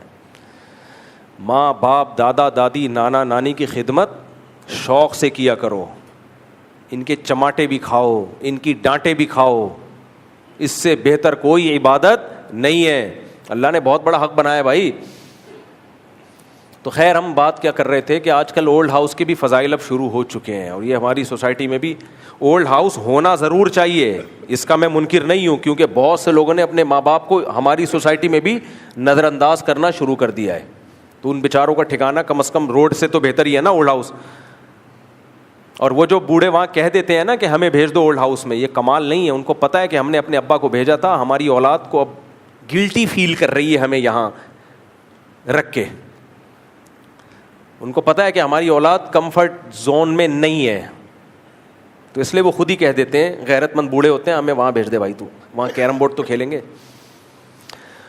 تو کہاں سے کہاں چلے گئے ہم, کیا بات کر رہے تھے, کدھر کو آ گئے میرے بھائی. دیکھو اسلام سے زیادہ خوبصورت دنیا میں کوئی مذہب بولو نہیں ہے. ہم پہ تو اللہ کا خدا کی قسم سب سے بڑا احسان ہے, اللہ نے مسلم پیدا کر دیا. بہت بڑا اللہ نے احسان کر دیا ہم پہ, ہر چیز کا حل بتایا. ہاں میں یہ عرض کر رہا تھا کہ کئی محاذوں پہ ہمیں لڑنا پڑ رہا ہے. جو ایک سیلاب آ رہا ہے طوفان بدتمیزی کا, اس کے مقابلے میں ہم اسلام کو لے کر آتے ہیں, لیکن پھر مذہبی اسکالر اسلام کی جب غلط تشریح کرنا شروع کر دیتے ہیں, ان سے الگ لڑائی شروع ہو جاتی ہے ہماری. بھائی یہ وہ غلط اسلام ہے, صحیح اسلام کیا ہے؟ صحیح اسلام ریلیشن پہ بلیو رکھتا ہے, محبت پہ یقین رکھتا ہے. آپ دیکھو اسلام میں محبت کی کتنی ویلیو ہے, اس سے آپ ایک مسئلے سے اندازہ لگاؤ کتنی ویلیو ہے. جوڑ پر اسلام کتنا یقین رکھتا ہے. مسئلہ یہ ہے کہ اگر میاں بیوی دونوں کافر تھے, دونوں کی شادی ہو گئی, تو اسلام اس شادی کو ایکسیپٹ کر لیتا ہے. کیا خیال ہے بھائی, کرتا ہے کہ نہیں کرتا؟ بھائی ہندو کی شادی ہندو لڑکی سے ہوئی اور آگ کے گرد 7 چکر لگائے, پنڈت جی نے ہنڈڑا پڑھ کے اس کا نکاح پڑھا دیا. میں جب انڈیا گیا تو سب سے پہلے میں پنڈت جی سے ملوں گا, یہ آپ پڑھتے کیا ہو؟ ہم تو پڑھتے ہیں یا ایھا الناس اتقوا ربکم, اے لوگو اللہ سے ڈرو, اور اس نے تمہیں ایک جان آدم اور حوا سے پیدا کیا. ہم تو یہ پڑھتے ہیں, سمجھ میں آ رہا ہے. وہ پتہ نہیں کیا پڑھ رہے تو مجھے ایسا لگتا ہے وہ کہہ رہے تھے بھاگ جائے, انسان کا بچہ بن گیا, ابھی گھوڑے پہ بیٹھ کے بھاگ جا, دفعہ ہو جائے یہاں سے. شاید یہ سمجھا رہے ہوتے ہیں اس کو, کسی کی سمجھ میں نہیں آتا. تو پنڈت جی سے میں ترجمہ پوچھوں گا, یہ آپ پڑھتے کیا ہو؟ کوئی اچھے کلمات ہی ہوں گے, اچھا مطلب ہی ہوگا کہ یہ ایک اچھا کام کر رہے ہو, پہلی دفعہ زندگی میں کوئی ڈھنگ کا تم نے کام کیا ہے. یا اس کو ڈانٹ رہے ہوتے ہوں گے, انسان کے بچے تم نے ڈھنڈڑا پہلے کیوں نہیں یہ کام کیا, ڈھنڈڑا بڑھاپے میں کیوں یہ کام, ہو سکتا ہے یہ ڈانٹ رہے ہوں اس کو. کبھی انڈیا جانا ہوا تو میں پنڈت جی سے پوچھوں گا ترجمہ کر کے بتاؤ یار. اب ہندو کی شادی ہوئی ہندو لڑکی سے, آگ کے گرد 7 چکر لگائے اور ان کا نکاح ہو گیا, تو اسلام اس نکاح کو ایکسیپٹ کر لیتا ہے, حالانکہ ان کے مذہب کے مطابق پڑھایا گیا. ایکسیپٹ کرنے کا مطلب کیا؟ بچے ہو گئے, اسلام اس کو حلال بچہ کہے گا, سمجھ رہے, ثابت النسب کہے گا, ناجائز اولاد نہیں کہے گا, اور اس کے باپ کو باپ مانے گا. اگر وہ دونوں اسلام لے آتے ہیں تو ان کو دوبارہ نکاح پڑھنے کی بھی ضرورت نہیں ہے, بس وہی پرانا نکاح ان کا اسلام ایکسیپٹ کر لیتا ہے. مسئلہ یہاں کھڑا ہوتا ہے کہ دونوں مسلمان نہیں ہوئے, دونوں میں سے ایک نے اسلام قبول کر لیا. ہندو لڑکی ہے, ہندو لڑکا ہے, دونوں میں سے ایک نے اسلام قبول کر لیا. اب کیا ہوگا؟ ظاہر ہے اب ان کا نکاح نہیں چل سکتا, کیونکہ ہندو اور مسلم کا نکاح نہیں ہو سکتا. اب بعض فقہا کہتے ہیں کہ چونکہ نہیں ہو سکتا, لہذا جیسے ہی ایک نے اسلام قبول کیا فوراً ان کے درمیان نکاح ختم. شوہر نے اسلام قبول کیا, بیوی آزاد ہے, عدت کے بعد جہاں چاہے نکاح کرے. عدت ان کا وہ جو بھی ہے ان کے مذہب کے مطابق عدت ہے نہیں ہے. عورت نے اسلام قبول کیا, مرد جہاں چاہے, ہندو مرد ہے وہ جہاں چاہے, یعنی عورت جہاں چاہے نکاح کر لے عدت کے بعد. یہ بعض حضرات کی رائے, لیکن امام حنیفہ رحمہ اللہ کی رائے کیا ہے؟ احادیث دونوں طرف ہمیں ملتی ہیں. امام حنیفہ نے ترجیح اس بات کو دی ہے کہ اگر ایک نے اسلام قبول کر لیا اور ہم یہ کہہ دیں کہ نکاح ٹوٹ گیا ہے, تو اس کا مطلب اسلام لانے کی وجہ سے ریلیشن ٹوٹا ہے, جبکہ اسلام ریلیشن جوڑتا ہے, توڑتا بولو نہیں ہے.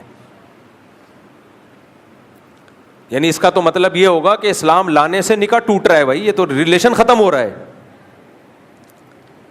اب دونوں کو چلنے بھی نہیں دے سکتے کیونکہ مسلم اور غیر مسلم جمع نہیں ہو سکتے. تو وہ کہتے ہیں کہ اگر شوہر اسلام لایا ہے تو شوہر کورٹ میں کیس کرے گا کہ میں اسلام لایا ہوں, کورٹ میری بیوی کو کہے کہ تم بھی اسلام لے کر آؤ تاکہ تمہارا نکاح برقرار رکھا جائے.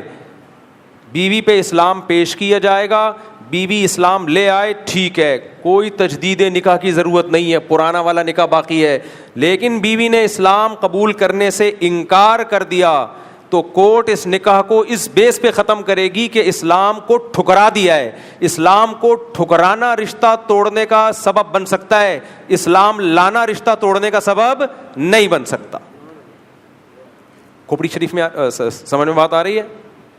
لوگ مجھے کہتے ہیں کہ یار آپ کھوپڑی کہتے تو اتنے پڑھے لکھے لوگ بیٹھے ہوئے ہوتے ہیں, وہ مائنڈ کرتے ہیں.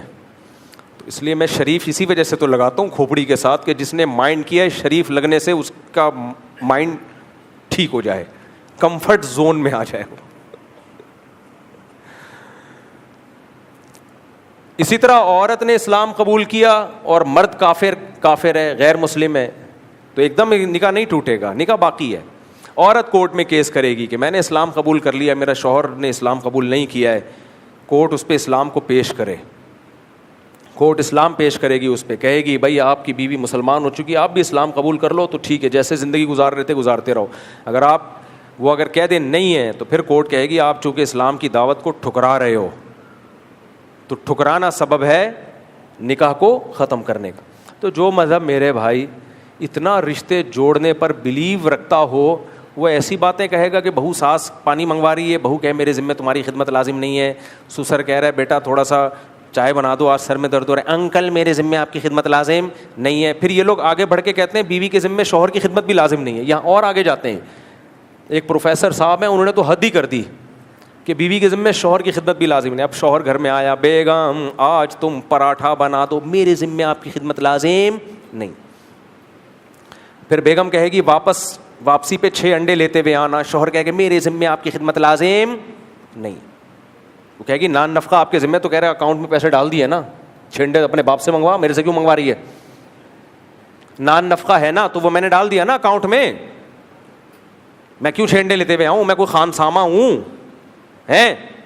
میں تیرے پھر جو کراچی میں جو ابیوزو لینگویج پھر یوز ہوتی ہے نا, تو باپ دادا پہ آتے ہیں, میں تیرے باپ کا نوکر لگتا ہوں, جب باہر جاؤں 6 انڈے لیتے ہوئے آؤں, دہی لیتے ہوئے آؤں, تیرے باپ کے لیے دہی کی دکانیں کھول کے دی ہوئی ہیں کیا مجھے؟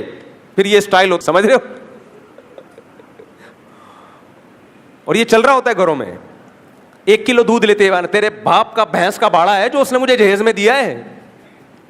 یہ چل رہے ہوتے کہ نہیں چل رہے ہوتے؟ تیرے باپ نے مجھے بھینس کا باڑا کھول کے دیا, 1 کلو دودھ لیتے آنا, 1.5 کلو دودھ لیتے ہوئے آنا.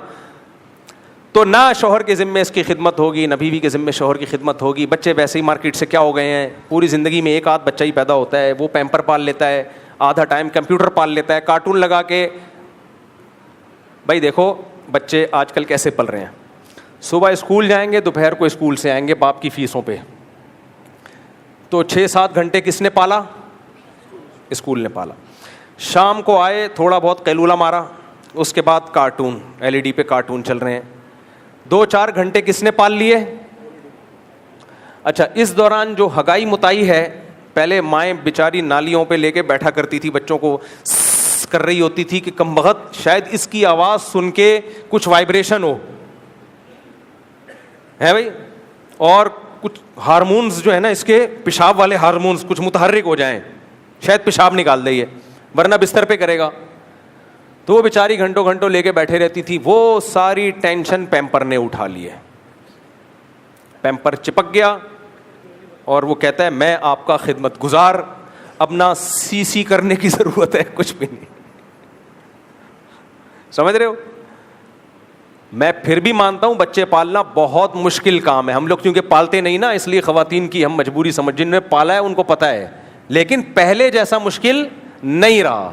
یہ مقصد نہیں ہے کہ بچے پالنا آسان ہے. عورت کے لیے بچہ پالنا واقعی بڑی ٹف چیز ہے, آسان کام نہیں ہے, لیکن پہلے سے بہت آسان ہو گیا بھائی. ہے اس پہ بھی 1-2 بچے اسے زیادہ ہو نہیں رہے. ایکچولی صحت ہیلتھ ایشوز بھی ہوتے ہیں, یہ مولوی نہیں, ہیلتھ ایشوز.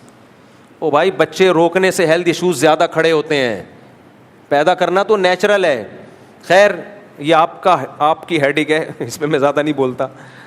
تو اب کیا ہو رہا ہے کہ اس پہ بھی اس کے ذمے نہ گھر کے کام, تو یہ بھی کہے گا میرے ذمے باہر کے کام نہیں ہے. ریلیشن کی ایسی کی تیسی ہوگی کہ نہیں ہوگی؟ ریلیشن گئے تیل لینے. بالآخر یہ مذہبی اسکالر ہمیں وہیں لا کے کھڑا کر دیں گے جہاں انگریز کھڑا ہوا ہے. کیونکہ جب بیوی مرد کے کسی کام کی نہیں ہے نا, وہ کہے گا میں تمہارے اکاؤنٹ میں پیسے کیوں ڈالوں, پھر وہ کہے گا بیگم اپنا کماؤ, کیونکہ جتنی ضرورت تمہاری مجھے ہے مجھے بھی اتنی ہی تمہاری ضرورت ہے, تو میں خرچہ زیادہ کیوں کروں؟ پھر بھائی جتنی مرد کو عورت کی ضرورت, عورت کو بھی مرد کی اتنی ضرورت ہے نا, تو میں ایکسٹرا کیوں خرچ کروں پھر؟ تو پھر تم اپنا کماؤ گی. پھر وہی ہوگا, مجھے جاب والی خواتین چاہیے. آج کل لونڈے لپاڑے جو مارکیٹ میں آ رہے ہیں, مجھے جاب والی چاہیے کیونکہ اکیلے گزارا نہیں ہوتا. تو ٹھیک ہے, وہ اپنا کمائے گی, آپ اپنا کماؤ گے. رات کو ایک سلسلے میں آپ لوگوں کی ملاقات ہو جایا کرے گی, وہ بھی جب موڈ ہوا. اگر وہ سلسلے میں نہیں موڈ ہوا تو وہ بھی سلسلہ آپ کا کیا ہے, ویسے ہی اس سے پھر گرل فرینڈ زیادہ اچھی ہے. تبھی یہ لوگ آج کل گرل فرینڈ کی طرف آ رہے ہیں کہ یار وہ کم از کم ٹینشن وہ نہیں دیتی, حقوق اس کے ذمے بھی کچھ نہیں ہے, ٹینشن وہ نہیں دیتی. اور بیگم کا مسئلہ ان لوگ کہتے ہیں یہ کھڑا ہو گیا کہ ٹینشن فل دے رہی ہے, حقوق بالکل بھی نہیں دے رہی. سب کی بات نہیں کر رہا, یعنی ہمارے جو اسکالرز ہیں نا, وہ سوسائٹی کو اس طرف لے کے جا رہے ہیں. میجورٹی تو اللہ کا شکر ہے گھروں میں تمیز سے ہی رہ رہی ہیں, عورتوں کی بڑی خدمت گزار ہوتی ہیں, سب کچھ گھر سنبھالا ہوا ہوتا ہے. لیکن ہمارے اسکالرز کو یہ سسٹم اچھا نہیں لگ رہا. جو نام نہاد اسکالرز آ رہے ہیں, جو عالم نہیں ہیں, وہ تباہ کر رہے ہیں سوسائٹی کو. کہاں سے بات چلی تھی, ہم یہیں کور کو نکل گئے, لیکن کوئی بات نہیں. ہم نے کون سا ایم اے اسلامیات کے پیپر کی تیاری کرانی ہے آپ کو کہ ہم ٹاپک پہ رہیں. واعظ و نصیحت کی مجلس ہے, جو بات کام کی مارکیٹ میں آئے گی, پارسل کا ہمارے پاس انتظام ہے. اس لیے بھائی اپنی بچیوں کو بھی سکھایا کرو, بیٹا جب گھر سے رخصت ہو کے جا رہی ہو, ہم سے زیادہ تم پر تمہارے ساس سسر کا حق ہے. یہ سکھایا, ہم نے سکھایا الحمدللہ, ہوائی باتیں نہیں کر رہے. اب تمہاری جنت بھی وہی, جہنم بھی وہی. ہاں نظر رکھو کہ ظلم نہ ہو رہا ہو, بالکل ایسا نہ ہو جاؤ, کیونکہ بعض لوگ اس میں بھی زیادتی کرتے ہیں. بچیاں روتی بھی گھر آتی ہیں تو ایک دم متاثر نہ ہو جایا کرو. بچیوں کی طبیعت میں آج کل ٹھہراؤ نہیں ہوتا, عورت کی طبیعت میں, لیکن نگرانی رکھو کہ یہ نہیں ہوگا کہ ہم ظلم ہونے دیں گے. یہ غلط ہے بھائی, ایسا نہیں ہو سکتا کہ صبح شام بے تحاشا مار پیٹ رہا ہو اور تانے دے دے کے اس کو ڈپریشن کا مریض بنا دیا ہو. یہ نہیں ہوگا. لیکن یہ بھی نہیں ہوگا کہ ذرا ذرا سی باتوں کی بیس پہ ہم اس کو ساس سسر سے بغاوت پہ اکسانا شروع کر دیں. اور دوسری بات یہ, ٹھیک ہے میں بھی اس کا قائل ہوں کہ اس زمانے میں الگ ہی رکھنا چاہیے, لیکن جو بالکل چھوٹی لڑکیوں کی جب شادی ہوتی ہے ان کو الگ رکھنے میں نقصان کا خطرہ بھی بہت زیادہ ہے. آج کل mobile, smart phone, Facebook I D, جب آپ کم عمر لڑکی سے 18-19 سال کی لڑکی کم عمر ہی ہوتی ہے, جب اس سے شادی کر کے الگ رکھو گے اور سارا دن وہ گھر میں اکیلی رہے گی, تو وہ گھرداری سیکھے گی کہاں سے؟ وہ کیسے سیکھے گی کہ سسرال میں کیسے ایڈجسٹ ہونا ہے, میں نے ان کی کیا روایات ہیں, کن چیزوں کو یہ برا مانتے ہیں, کن چیزوں پہ یہ خوش ہوتے ہیں. وہ تو بالکل انڈیویجولزم کی طرف ہم جائیں گے جیسے جا رہے ہیں. تو اٹھا کر پھینک دو باہر گلی میں, نئی تہذیب کے انڈے ہیں گندے. ہم جو اپنے بچوں کو سکھاتے ہیں وہ یہی کہ سسرال کا حق تم پر ہم سے زیادہ ہے, ان کو خوش رکھو. باپ اگر واقعی اپنی بیٹی کے ساتھ وفادار ہوگا نا, تو اپنے سے زیادہ حقوق وہ انہیں سسرال ہی کے بتائے گا. اس کو پتہ ہے اس کا فیوچر, مستقبل یہاں سے وابستہ ہے. اور اگر چنگیز خان کی اولاد میں ہوگا تو ذرا سی باتوں پہ آگا تیرے سالے کی تیرے سسر کی ایسی کی تیسی کرتا ہوں, تیری ساس نے یہ بول کے کیوں دکھایا, ایسا کیوں کیا, وہ تانے دے گا. اور جب گھر آ کے بیٹھے گی پھر جاب تلاش کرے گا اس کے لیے, اس کو پتہ ہے گھر میں ڈپریشن کی مریض بن رہی ہے, پھر اس کے لیے جاب تلاش کرے گا. پھر جاب کے بعد غیرت پہ بھی سمجھوتے, کیونکہ جب پتہ چلتا ہے طلاق یافتہ لڑکی ہے, آفس میں بھی لوگ پھر غلط نظروں سے دیکھتے ہیں, اس کو اطلاعات ملیں گی, صبر کرے گا, کہے گا ان اللہ مع الصابرین, اللہ کس کے ساتھ ہے, بے غیرتی کو کس سے تعبیر کرے گا, صبر سے. نہیں آ رہی میرا خیال ہے بات. اس لیے میرے بھائی ہم دیسی ہی ٹھیک ہیں. میرے کمنٹس پہ لوگوں نے نیچے تبصرہ کیا ہوتا ہے یہ مولوی پڑھا لکھا ہوتا تو ایسی باتیں نہ کرتا. اللہ کا شکر ہے جس تعلیم نے آپ کو برباد کر دیا وہ والی تعلیم ہمارے پاس نہیں ہے. اللہ کا بہت بڑا فضل ہے, اللہ نے ہم کو دیسی رکھا ہے. ہمارے حضرت مفتی رشید احمد صاحب رحمہ اللہ تعالیٰ فلکیات کے بہت ماہر تھے. تو ایک فلکیات کے یونیورسٹی کے فارغ ایک سائنٹسٹ نکلے, انہوں نے مفتی رشید احمد صاحب ہمارے حضرت کے خلاف پورا رسالہ چھاپ دیا. اس کو نہیں پتا تھا یہ فلکیات کے بہت ماہر ہیں, یہ میری غلطیاں نکال لیں گے. کرو ٹریگنومیٹری ہے نا, پلین ٹریگنومیٹری, کرو ٹریگنومیٹری, یہ سارے حضرت کو بہت اس پہ مہارت تھی. تو اس نے رسالہ چھاپ دیا اور جگہ جگہ مولوی ہونے کا تانا دیا. اس کا کہنا یہ تھا یہ جو مولوی ہمارے حضرت مسجدوں کے قبلہ بھی رکھتے تھے نا کہ قبلے کی سمت, کیونکہ وہ کیلکولیٹ کر کے بتا دیتے تھے کہ قبلہ اس وقت کہاں ہوگا, یعنی کس علاقے میں کہاں قبلہ ہے. اس نے کہا کہ یہ کیلکولیشن غلط ہے, حالانکہ وہ صحیح تھی حضرت کی کیلکولیشن. اس نے کہا کہ یہ کیلکولیشن ہی غلط ہے کیونکہ یہ مولوی ہے نا, مولویوں کو سائنس کے کیا پتہ, سائنس اور مولوی ایک دوسرے کے متضاد.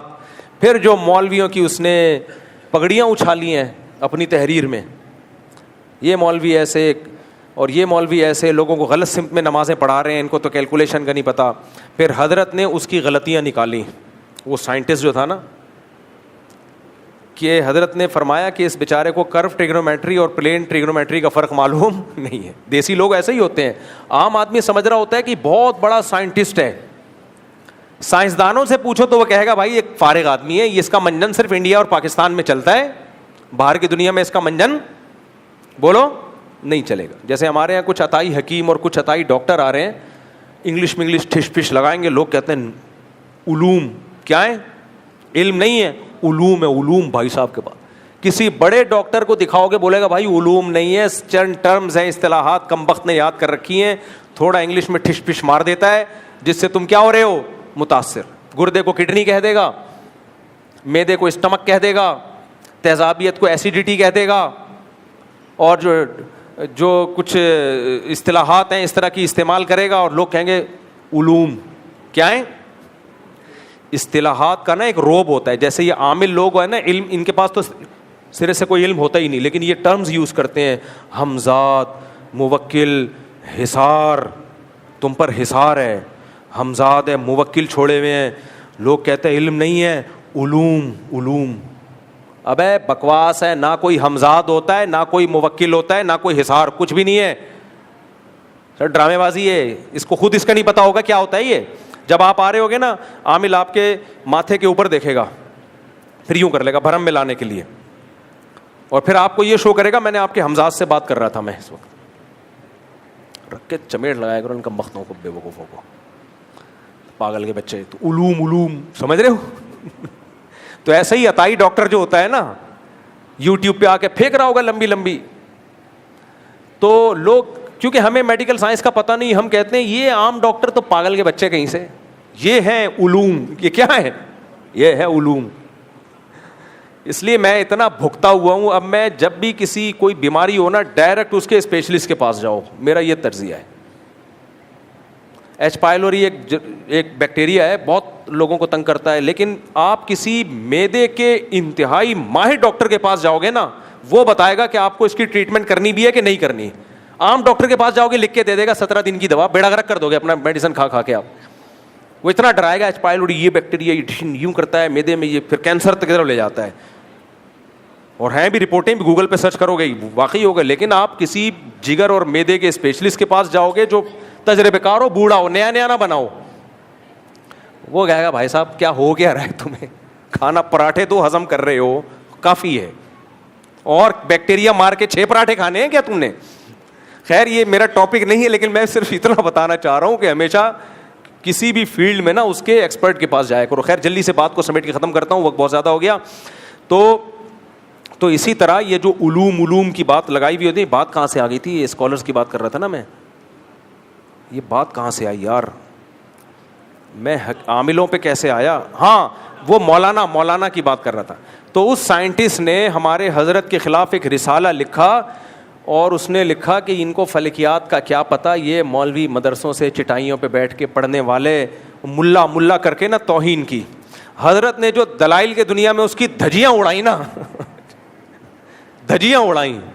پھر حضرت نے آخر میں لکھا, اے اللہ تیرا بہت بڑا فضل ہے کہ تو نے مجھے ملا بنایا, اے اللہ مجھے ملاؤں میں ہی رکھنا, ملاؤں میں ہی موت دینا.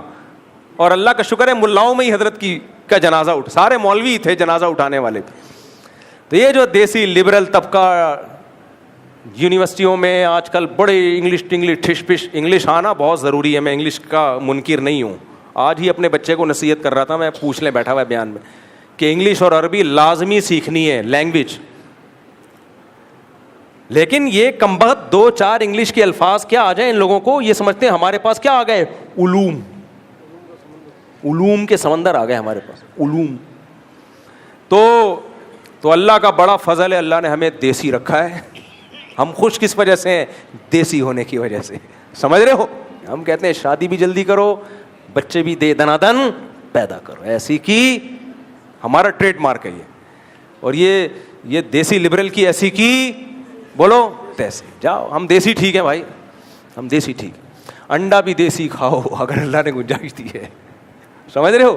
اچھا یہ بھی ایک آخری بات یار, جب کیا کریں ہم, تھوڑا سا 2 منٹ لے لوں گا, اتنے دنوں بعد سفر بھی تو ہو رہا ہے.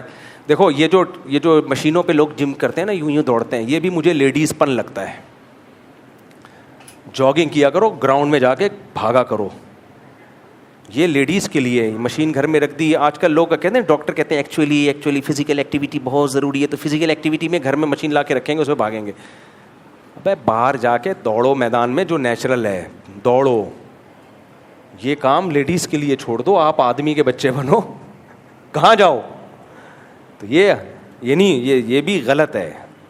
ٹھیک ہے جس کے لیے باہر دوڑنے کا کوئی ہے ہی نہیں, وہ گھر میں بیٹھے رہنے سے بہتر ہے. لیکن جو نیچرل ہے میرے بھائی, وہ باہر دوڑو, باہر کی ہوا کھاؤ. کتوں کا خوف بھی اس میں آتا ہے, 2-4 کتے دیکھ رہے ہوتے ہیں, اس سے آپ کی ہارٹ بیٹ تیز ہوتی ہے, امیون سسٹم آپ کا کیا کرتا ہے, بوسٹ ہوتا ہے. بالکل گھر کی 4 دیواری میں ہی سب کچھ ہو رہا ہے. تو یہ مزہ نہیں ہے زندگی میں. ہم تو باہر جاتے ہیں, 2 کراچی میں کتے دیکھو گھور کے دیکھ رہے ہوتے ہیں, آدھا تو وہیں پہ پسینہ نکل جاتا ہے. کل بھی میں گیا ہوں رات کو, تو 2-4 کتے میں نے کہا بھی اٹیک کریں گے ہمارے اوپر, لیکن نہیں کیا اٹیک. اس سے ایک ریلیکس ہوا, ایک فزیکل فٹنس میں اس کا بہت بڑا دخل ہے. اللہ عمل کی توفیق عطا فرمائے. خلاصہ دیسی ہیں ہم, دیسی ہی میں خوش ہیں بھائی. یہ جو آج بیان ہوا ہے اس میں ایک مثال ادھوری رہ گئی, وہ اگلے ہفتے انشاءاللہ اس کو کمپلیٹ کروں گا. وہ نہیں دیوار والی مثال میں دے رہا تھا, کوئی گرے گا تو توبہ استغفار کر لے اگر بیچ میں تو کیا ہوگا. مجھے یاد دلانا ہے, اگلے ہفتے سے یہاں سے بیان شروع کرنا ہے, کیونکہ ادھورا رہ گیا وہ مضمون.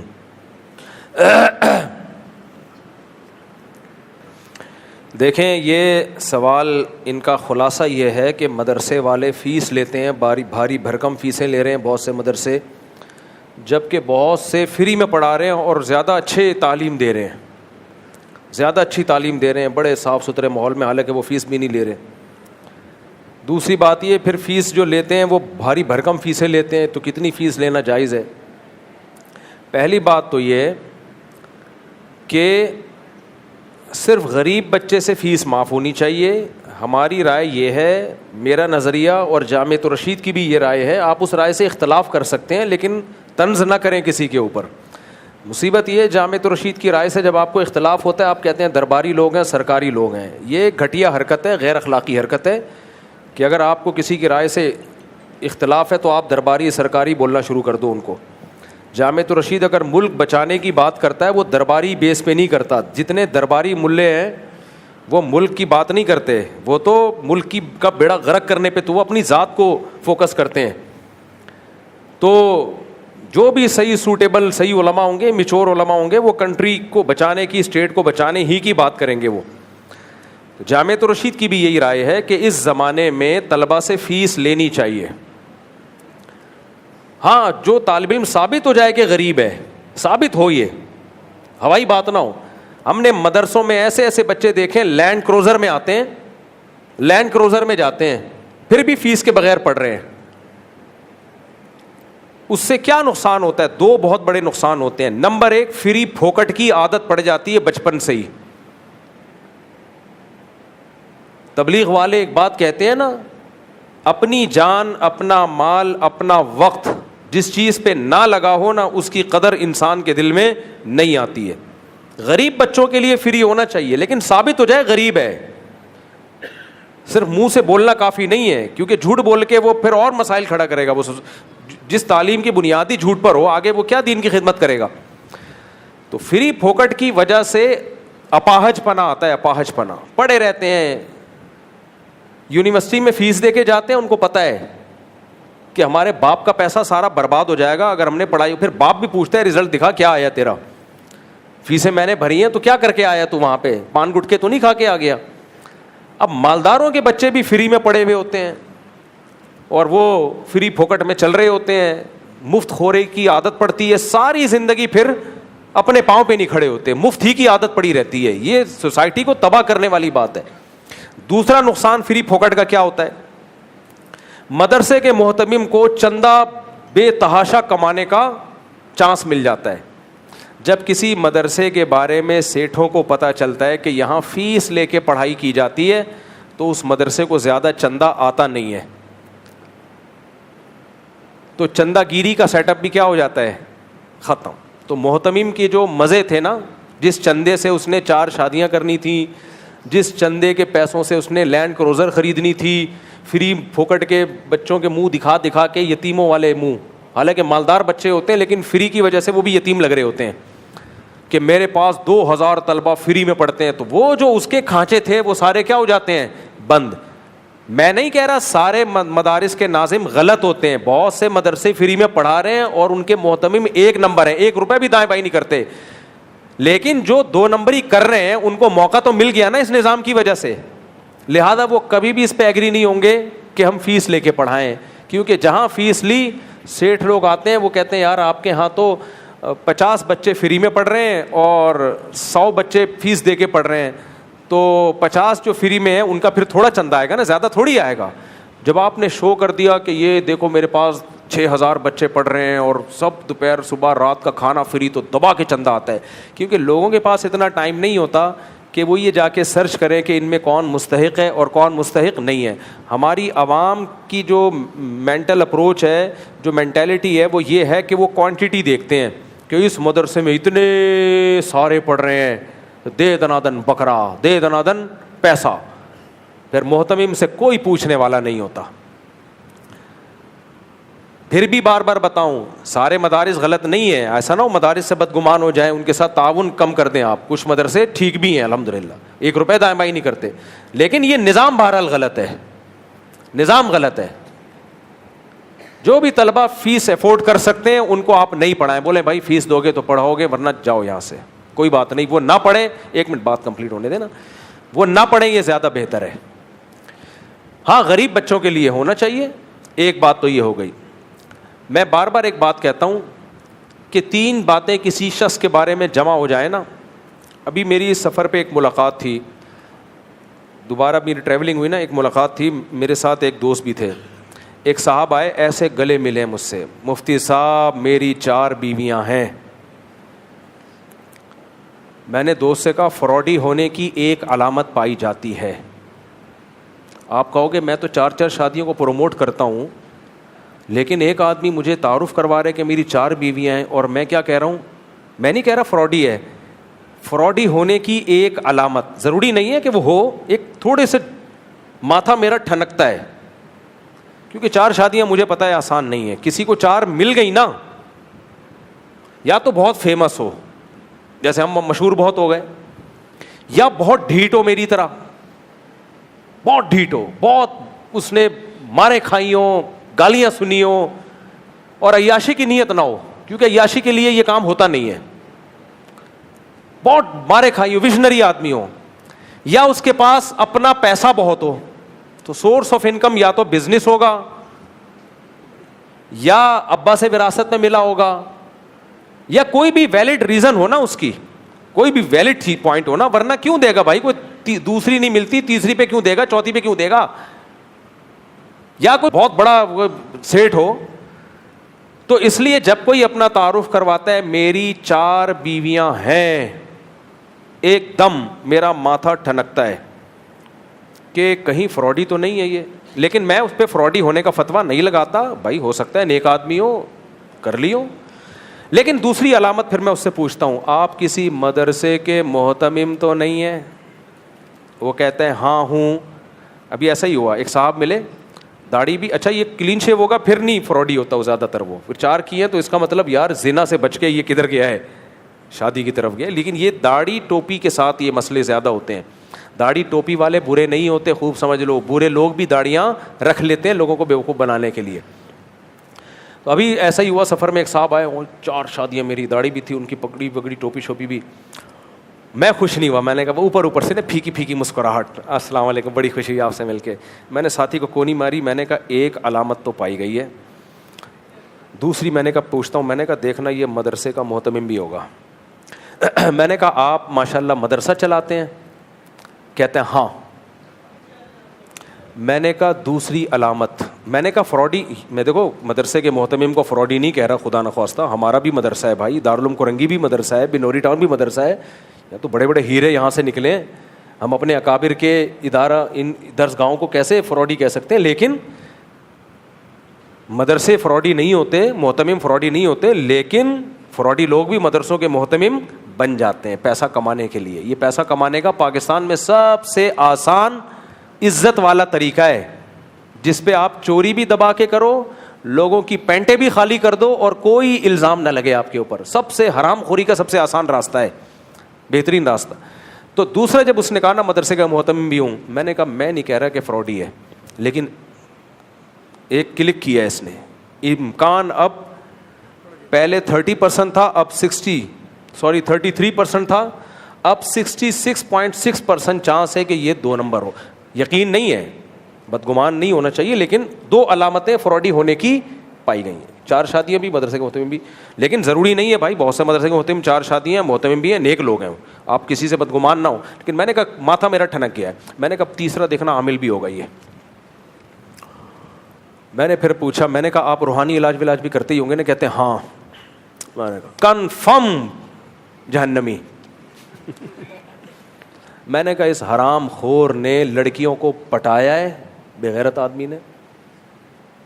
میں نے ساتھیوں سے کہا اب میں اس سے اس کے بزنس کے بارے میں پوچھوں گا تو آپ دیکھنا کئی سارے بزنس نکلیں گے اس کے. جس انسان کا بچہ تمیز سے کماتا ہے نا, اس کا ایک بزنس ہوتا ہے, سمجھ رہے ہیں نا؟ جو تمیز سے کماتا ہے اس کا اکثر و بیشتر ایک بزنس ہوتا ہے, اور وہ اس کو بتا سکتا ہے یہ میرا بزنس ہے, یہ میری ورک شاپ ہے, یہ میری دکان ہے, یہ میری جو بھی ہے. اس کے میں نے کہا بہت سارے بزنس نکلیں گے, دیکھنا آپ.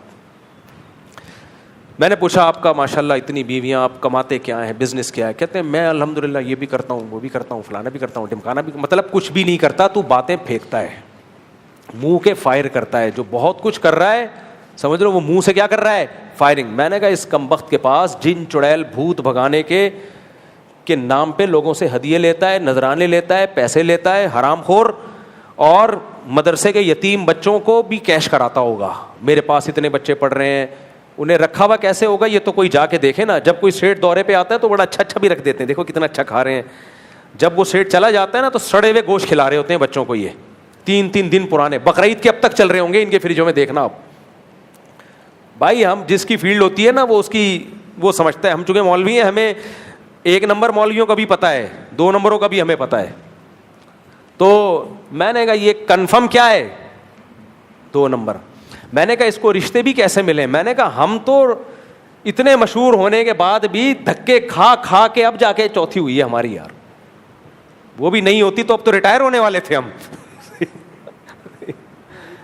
ان کو پتہ نہیں کیسے ٹھک ٹھک ٹھک کر کے مل رہی ہوتی ہیں یار.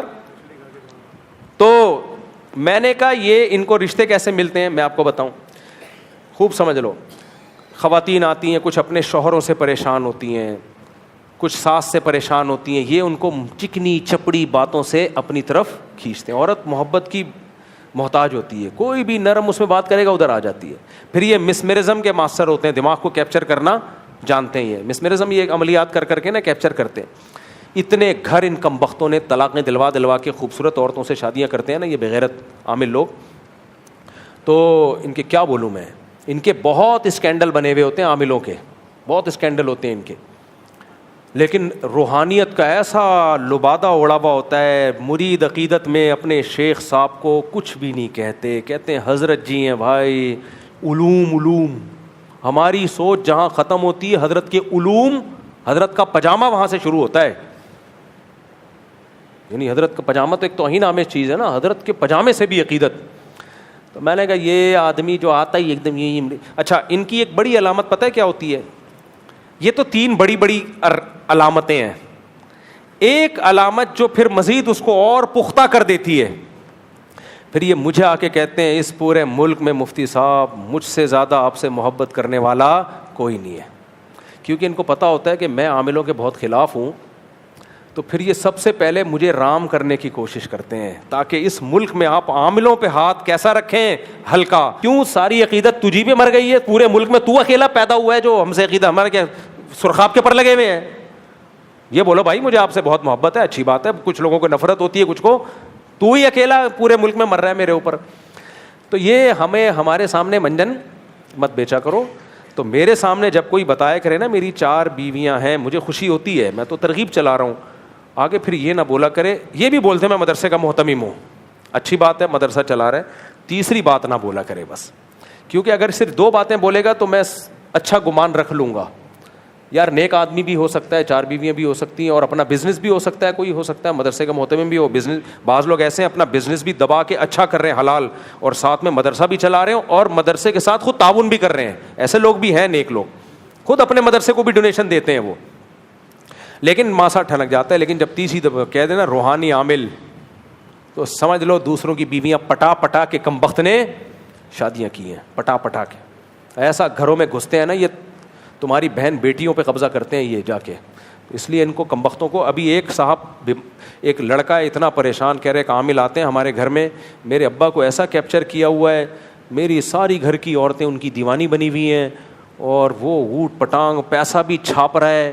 مجھے بھی بیوقوف بنایا اس نے, آپ اندازہ لگاؤ مجھے کیسے بیوقوف بنایا. آیا مجھے کہنے لگا میں فلاں جامعہ فاروقیہ کا مفتی ہوں. جامعہ فاروقیہ کتنا بڑا ادارہ ہے, بعد میں پتہ چلا جھوٹ بول رہا تھا, کوئی جامعہ فاروقیہ کا مفتی نہیں ہے.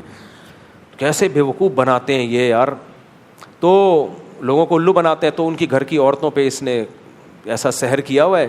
اب وہ لڑکا میرے بیان سنتا ہے, کہتا ہے ابا کو سمجھا دیا, ابا مت لٹاؤ اس فراڈی آدمی پہ, ابا ہدیوں پہ ہدیے دیے چلے جا رہے ہیں. ہدیہ تو فری پھوکٹ کے ہدیے ہوں گے تو 4 شادیاں کون نہیں کرے گا میرے بھائی. میں نے ہدیوں پہ 4 شادیاں نہیں کی ہیں, یہ بتا دوں میں آپ کو, میں نے ہدیوں پہ 4 شادیاں نہیں کی ہیں. تو فری پھوکٹ کے ان کے یہ ہوں گے تو کیوں نہیں ہوں گی, 4 کے 8 ہوں گی. پھر تو شادیاں خود ہی پیچھے بھاگیں گی ان کے. تو اس لیے ہاں اب آپ کے جواب رہ گیا. تو اس لیے میری رائے یہی ہے کہ مدرسے میں مالدار بچوں سے فیس لینی چاہیے. اس سے مدرسے میں چھٹائی ہوگی, بچے کم پڑھیں گے لیکن اچھے بچے ہوں گے, اچھے خاندانوں کے بچے آئیں گے. سمجھ رہے ہو, تھوڑے بچے ہوں گے لیکن جا کے روحانی عامل نہیں بنیں گے, کم از کم وہ دین کی خدمت کریں گے. ہاں جو غریب بچے ہیں ان کے لیے چندہ بھی لیں, آپ پڑھائیں بھی ان کو, اچھی بات ہے, چندہ دینا بھی چاہیے. ایک بات. دوسری بات انہوں نے کہی ہے رفیع بھائی نے کہ فیسیں کتنی لیں. کہہ رہے ہیں ان کے مدرسے کے مصارف 2.5 لاکھ ہوتے ہیں, فیسیں جو جمع ہو رہی ہوتی ہیں, بعض مدرسے 10-10 لاکھ روپے لے رہے ہوتے ہیں. دیکھو جتنی بھی لیں لیکن پبلک کو بتائیں. امریکہ میں, کینیڈا میں ہم نے ایک خاندانی چیز دیکھی, کوئی بھی ٹرسٹ ہوگا اس کے آپ جائیں نا آن لائن پوری تحقیق کر سکتے ہیں کس ٹرسٹ کے پاس کتنا پیسہ آ رہا ہے, اور اس میں جو ملازمین ہے کس کس کی کتنی تنخواہ ہے. ہر چیز فیئر ہوتی ہے. ہمارے یہاں سے ایسا سسٹم نہیں ہے. آپ کمائیں پیسہ, لیکن آپ پھر یہ بتا دیں یہ مدرسہ ہماری سورس آف انکم ہے, تاکہ لوگ زکوٰۃ صدقات کے پیسے پھر نہ دیں. آپ نے ادھر فیس لی, ادھر آپ کی سورس آف انکم ہے, 2.5 लाख ایکسپینسز ہیں, 7.5 لاکھ آپ کی بچت ہو رہی ہے, اور ساتھ میں زکوٰۃ صدقے فطرے بھی مانگ رہے ہیں آپ لوگوں سے. یہ پھر زیادتی ہے بھائی. یا تو اس کو کمرشل بناؤ یا فی سبیل اللہ بناؤ. لوگ کیا کرتے ہیں, اندھیرے میں رکھ رہے ہوتے ہیں بھائی, یا کمرشل ہوگا یا فی سبیل اللہ ہے, تو پھر بتا دو سورس آف انکم نہیں ہے, یہ 1 روپے بھی ہم پہ حرام ہے. پھر وہ روپے کہاں گیا, محلے والوں کو آپ لکھ کے لگائیں اتنی انکم ہوئی ہے جو یہاں خرچ ہوئی ہے, جو یہاں خرچ ہوئی ہے. تو جیسے اجتماعی قربانی میں کیا ہو رہا ہے, لوگ اجتماعی قربانی میں پیسے لے رہے ہیں, جو بچت ہو رہی ہے وہ مسجد والے کھا رہے ہیں. بھائی کس بیس پہ کھا رہے ہو آپ لوگوں کا پیسہ؟ یہ اگر آپ کی سورس آف انکم ہے تو آپ بتاؤ یہ اجتماعی قربانی ہمارا بزنس ہے, ہم آپ کو گائے خرید کے بیچیں گے, اس پہ جو پروفٹ ہوگا وہ ہم رکھیں گے. لیکن وہ بتایا نہیں جا رہا ہوتا. بہت گڑبڑ ہے مالی معاملات میں ہمارے یہاں. باہر ملکوں میں انگریزوں میں کم از کم ایک چیز ہے, وہ اگر بولے گا ڈونیشن تو ڈونیشن ہی مطلب ہوگا, وہ اگر بولے گا بزنس ہے تو بولے گا بزنس ہے. وہ بتائے گا کہ آپ کو کہ میں تیرے باپ کا نوکر نہیں ہوں جو تجھے فری میں یہ سروس دے رہا ہوں, اتنے پیسے میں تجھ سے لوں گا. ہمارے یہاں پتہ ہی نہیں چل رہا ہوتا کہ یہ ڈونیشن ہے یا کیا ہے. اس لیے ٹھیک ہے یہ فیس لینا. خلاصہ یہ نکلا. یہ تو مدارس کی بات ہو گئی. میرا سوال ایک یہ تھا کہ جو مساجد کے اندر بچے پڑھ رہے ہیں, ہاں تو مساجد میں جو بچے پڑھ رہے ہیں ان سے فیسیں لی جا رہی ہیں. تو ٹھیک ہے, ان سے بھی فیس لے کے قاری صاحب کو دے دیں, کیا جا رہا ہے اس میں. نہیں تو مسجد جو آمدنی ہوگی وہ کہاں جائے گی, مسجد میں خرچ ہوگی. نہیں, جو فیس قاری صاحب بچوں کو مسجد میں پڑھا رہا ہے تو مسجد کی انتظامیہ اگر اسے اجازت دیتی ہے کہ بیٹا آپ ان لوگوں سے فیس لے کے پڑھا دو ان کو, تو ٹھیک ہے, وہ فیس لے کے پڑھا دے. وہ پھر اس کی آمدن ہے, کھائے پیے, وہ کھانے دے بیچارے. قاری صاحب کو کیا جا رہا ہے اس میں, کیا جا رہا ہے. نہیں, اگر قاری صاحب کھا لے گا تو کیا جائے گا. دیکھو بتا کے جو کرنا ہے کرو, ڈرامے نہ کرو, ڈرامے نہ کرو.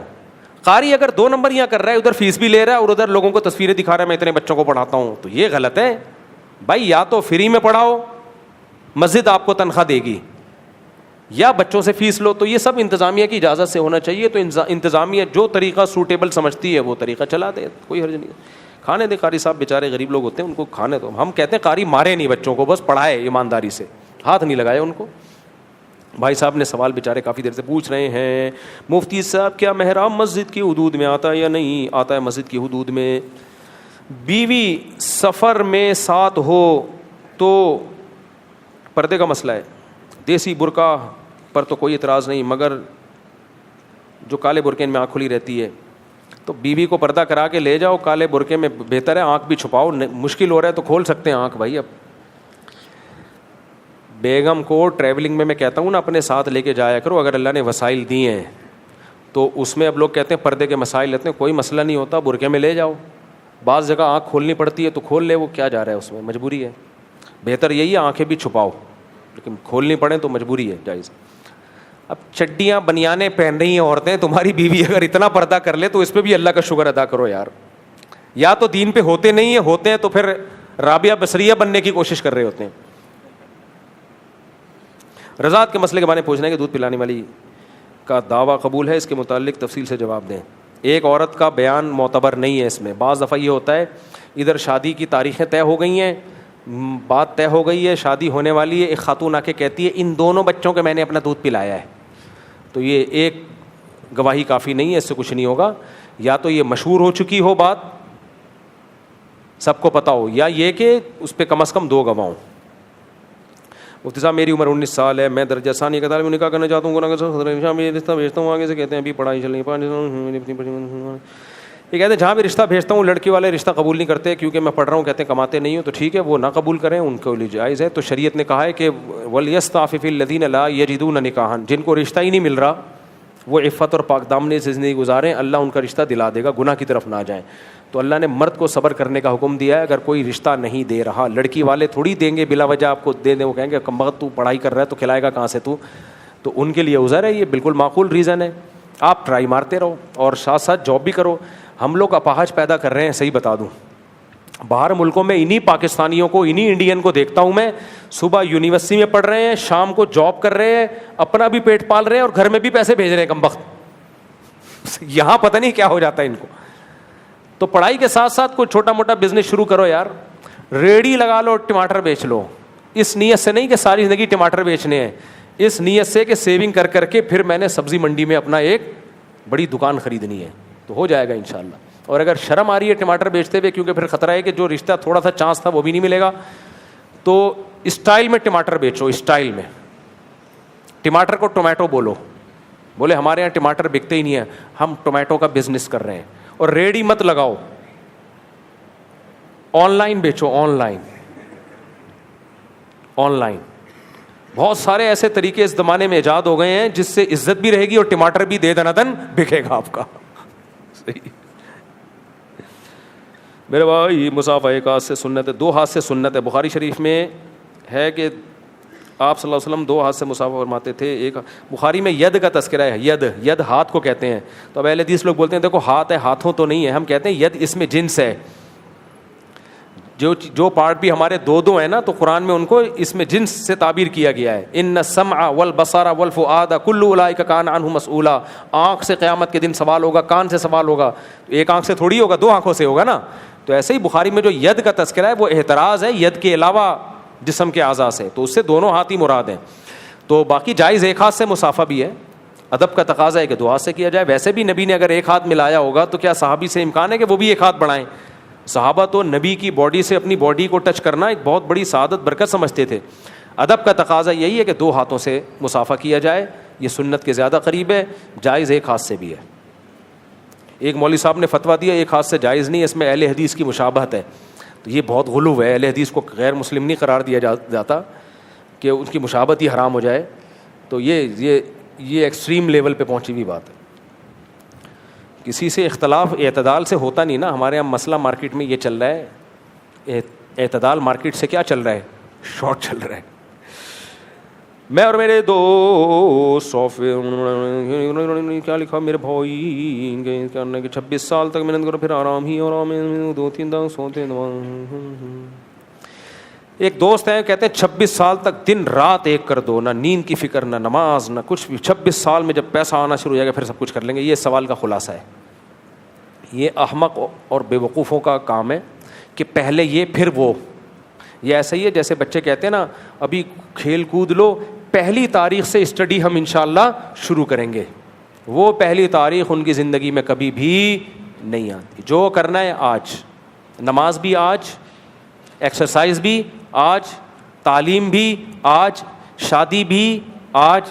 اگر رشتہ مل جائے, نہیں ملے تو پھر تو مجبوری ہے نا, جمشید تو تھوڑی کرنی ہے. پھر ہم تو کیا خیال ہے, ہم تو نکاح کے قائل ہیں نا.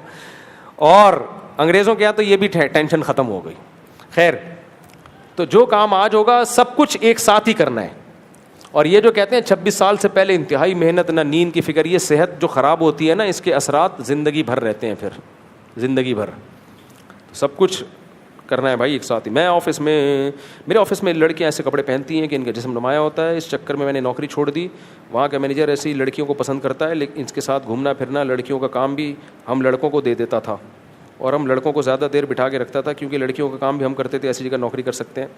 آج کل جابیں ویسے ہی کم ہیں. خدا کے بندے, تو کہیں بھی دنیا میں جائے گا لڑکیاں ہر جگہ نظر آئیں گی.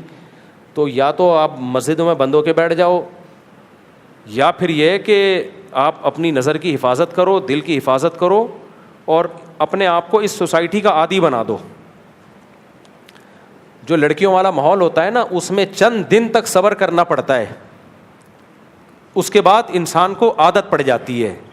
یہ چند دن کا صبر ہے کہ آپ مت دیکھو ان کو, نہ ان میں دلچسپی لو, نہ ان سے فری ہو. آپ اپنی جاب کو فوکس کرو, اس کے بعد آپ یوز ٹو ہو جاؤ گے, پھر ٹھرک ختم ہو جائے گی. ہاں اگر شروع میں کنٹرول نہیں کیا تو ایسے ٹھرکی بنو گے کہ موت قبر میں بھی پڑوسن کو دیکھ رہے ہوگے آپ جا کے. آپ کی خواہش ہوگی میرے پڑوس میں کسی انٹی کو دفن کیا جائے. ایسا ٹھرکی بنتا ہے آدمی. یہ یورپ امریکہ جاتے ہیں نا, چڑیاں پہنی ہوئی لڑکیاں نظر آتی ہیں, شروع میں اپنے جذبات پہ قابو رکھ لیتے ہیں وہ کہ بھائی یہ ہمارے لیے ہے ہی نہیں, یہ ہمارے لیے پتھر ہیں. چند دن کی تکلیف ہوتی ہے, اس کے بعد عادی ہو جاتے ہیں, اس کے بعد پھر ان کو ان میں رغبت ختم ہو جاتی ہے.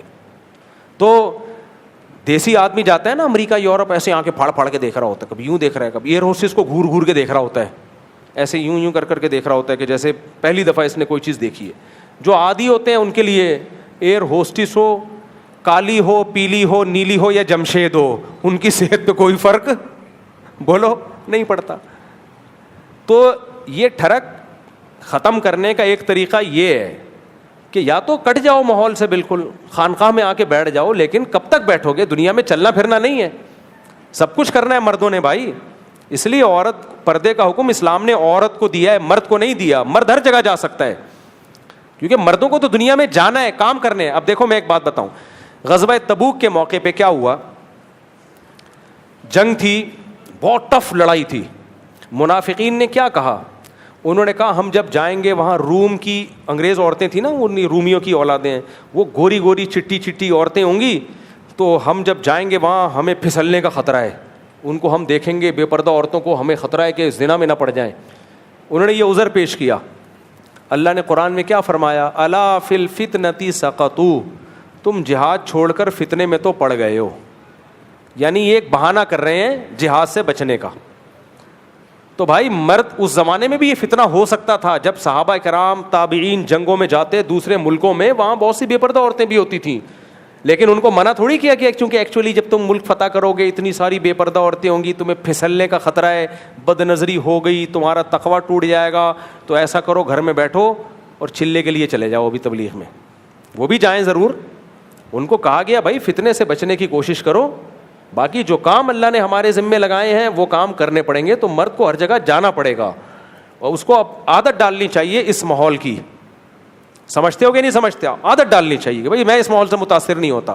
اور لڑکیاں بھی چند دنوں میں سمجھ جاتی ہیں کہ یہ ہماری طرف رغبت نہیں رکھتا, وہ بھی چھیڑنا چھوڑ دیتی ہیں. ان کو پتہ ہے ملا ٹائپ کا آدمی ہے. ویسے بھی اپنا گیٹ اپ جب یہ رکھو گے نا, پگڑی داڑھی والا, شلوار ٹخنے سے اوپر والا, تو چھڑنے کے چانسز ویسے ہی کم ہو جائیں گے. آپ لڑکیوں کو آج کل ماڈرن چاہیے ہوتا ہے, ایکچولی فش کرتا ہوا بندہ چاہیے ہوتا ہے. ان کو ملا ٹائپ کے لوگ لڑکیوں کو زیادہ پسند نہیں ہوتے, وہ ویسے بھی فرینڈ شپ کی طرف زیادہ آ رہی ہوتی ہیں.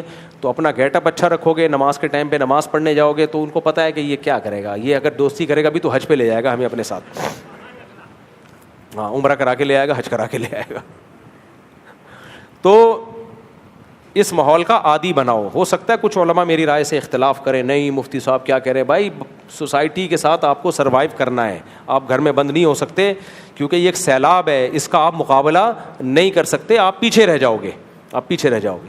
تو اس لیے جاب جو بھی ہے آپ کر لیں, حلال جاب ہو, حرام جاب نہ ہو. اور فتنے سے بچنے کے لیے نظر کی حفاظت اور شادیوں کو فوکس کرو جو حلال ہے. اور یہ چند دنوں کی ٹھڑک ہوتی ہے, یہ کنٹرول میں آ جائے گی. لیکن اگر آپ نے جاب چھوڑنا شروع کر دی, اس سے جو فتنوں میں پڑو گے نا, کیونکہ نہ تمہیں کوئی بیٹی دے گا, جب دیکھے گا آمدنی اچھی نہیں ہے اس کی, جاب ملی تھی وہ چھوڑ دی اس نے, حلال بھی نہیں ملے گی تمہیں. اور پھر مل گئی تو غربت میں جو آگے مسائل کھڑے ہوں گے تمہارے ساتھ. خواتین آج کل برداشت نہیں کرتی ہیں, ایک دن 6 انڈے بولے اور آپ 5 لے آئے نا, چھٹے کے پیسے نہیں تھے, فوراً کوٹ سے کھلا لیا اور مارکیٹ سے شارٹ. پھر آپ کیا کرو گے, پھر آپ بولو گے وہی ماحول وہی رنگینیاں ٹھیک تھی. صحیح. تو اس لیے میں سمجھتا ہوں رزق پہ کمپرومائز نہ کرے, حرام نہ کمائے, جب تک حلال مل رہا ہے تو بس کمائے اس کو. اچھا بھائی دولہا آ جائے یار, بہت زیادہ ہو گئی. دولہا یہ بعد میں, یہ اتوار کو دے دیں مسائل. سید باسط حسین ول سید خالد حسین, علینا فاطمہ صہیب بنت محمد صہیب, ان کے وکیل کون ہیں بھائی؟ نوید احمد فاروقی صاحب کہاں ہیں؟ نوید صاحب آپ نے مجھے اجازت دی کہ 1 لاکھ روپے مہر میں, وہ ڈاکومنٹیشن بعد میں کرتے ہیں ہم, 1 لاکھ روپے مہر میں علینا فاطمہ صہیب بنت محمد صہیب کا نکاح محمد باسط سید باسط حسین ول سید عالم حسین سے کر دوں, آپ نے اجازت دی ہے؟ الحمد للہ نحمدہ ونستعینہ ونستغفرہ ونؤمن بہ ونتوکل علیہ ونعوذ باللہ من شرور انفسنا ومن سیئات اعمالنا من يهده الله فلا مضل له ومن يضلله فلا هادي له ونشهد أن لا إله إلا الله وحده لا شريك له ونشهد أن سيدنا وحبيبنا وشفيعنا وسندنا محمدا عبده ورسوله صلى الله تعالى عليه وعلى آله وأصحابه وبارك وسلم تسليما كثيرا كثيرا. أما بعد فأعوذ بالله من الشيطان الرجيم. بسم الله الرحمن الرحيم. لا يكلف الله نفسا إلا وسعها لها ما كسبت وعليها ما اكتسبت. ربنا لا تؤاخذنا إن نسينا أو أخطأنا. ربنا ولا تحمل علينا إصرا كما حملته على الذين من قبلنا. ربنا ولا تحملنا ما لا طاقة لنا به واعف عنا واغفر لنا وارحمنا أنت مولانا فانصرنا على القوم الكافرين. أعوذ بالله من الشيطان الرجيم. يا أيها الناس اتقوا ربكم الذي خلقكم من نفس واحدة وخلق منها زوجها وبث منهما رجالا كثيرا ونساء واتقوا الله الذي تساءلون به والأرحام إن الله كان عليكم رقيبا. وقال تعالى يا أيها الذين آمنوا اتقوا الله وقولوا قولا سديدا يصلح لكم أعمالكم ويغفر لكم ذنوبكم ومن يطع الله ورسوله فقد فاز فوزا عظيما. وقال النبي صلى الله عليه وسلم النكاح من سنتي وقال فمن رغب عن سنتي فليس مني. وقال النبي صلى الله عليه وسلم تزوجوا الودود الولود فإني مباهي بكم الأمم. وقال النبي صلى الله عليه وسلم تزوجوا ولا تكونوا كرهبان النصارى.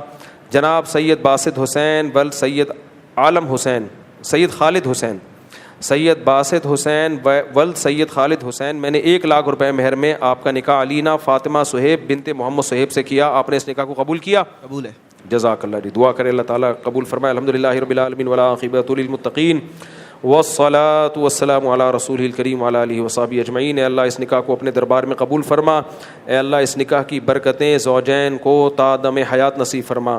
آپس کے اختلاف و انتشار سے، لڑائی جھگڑوں سے، ہر قسم کے شر فساد سے اللہ اس جوڑے کو ہمیشہ کے لیے محفوظ فرما. اے اللہ اس نکاح کو دونوں کے خاندانوں میں جوڑ کا برکتوں کا ذریعہ بنا، دونوں کے خاندانوں میں محبتوں کا ذریعہ بنا.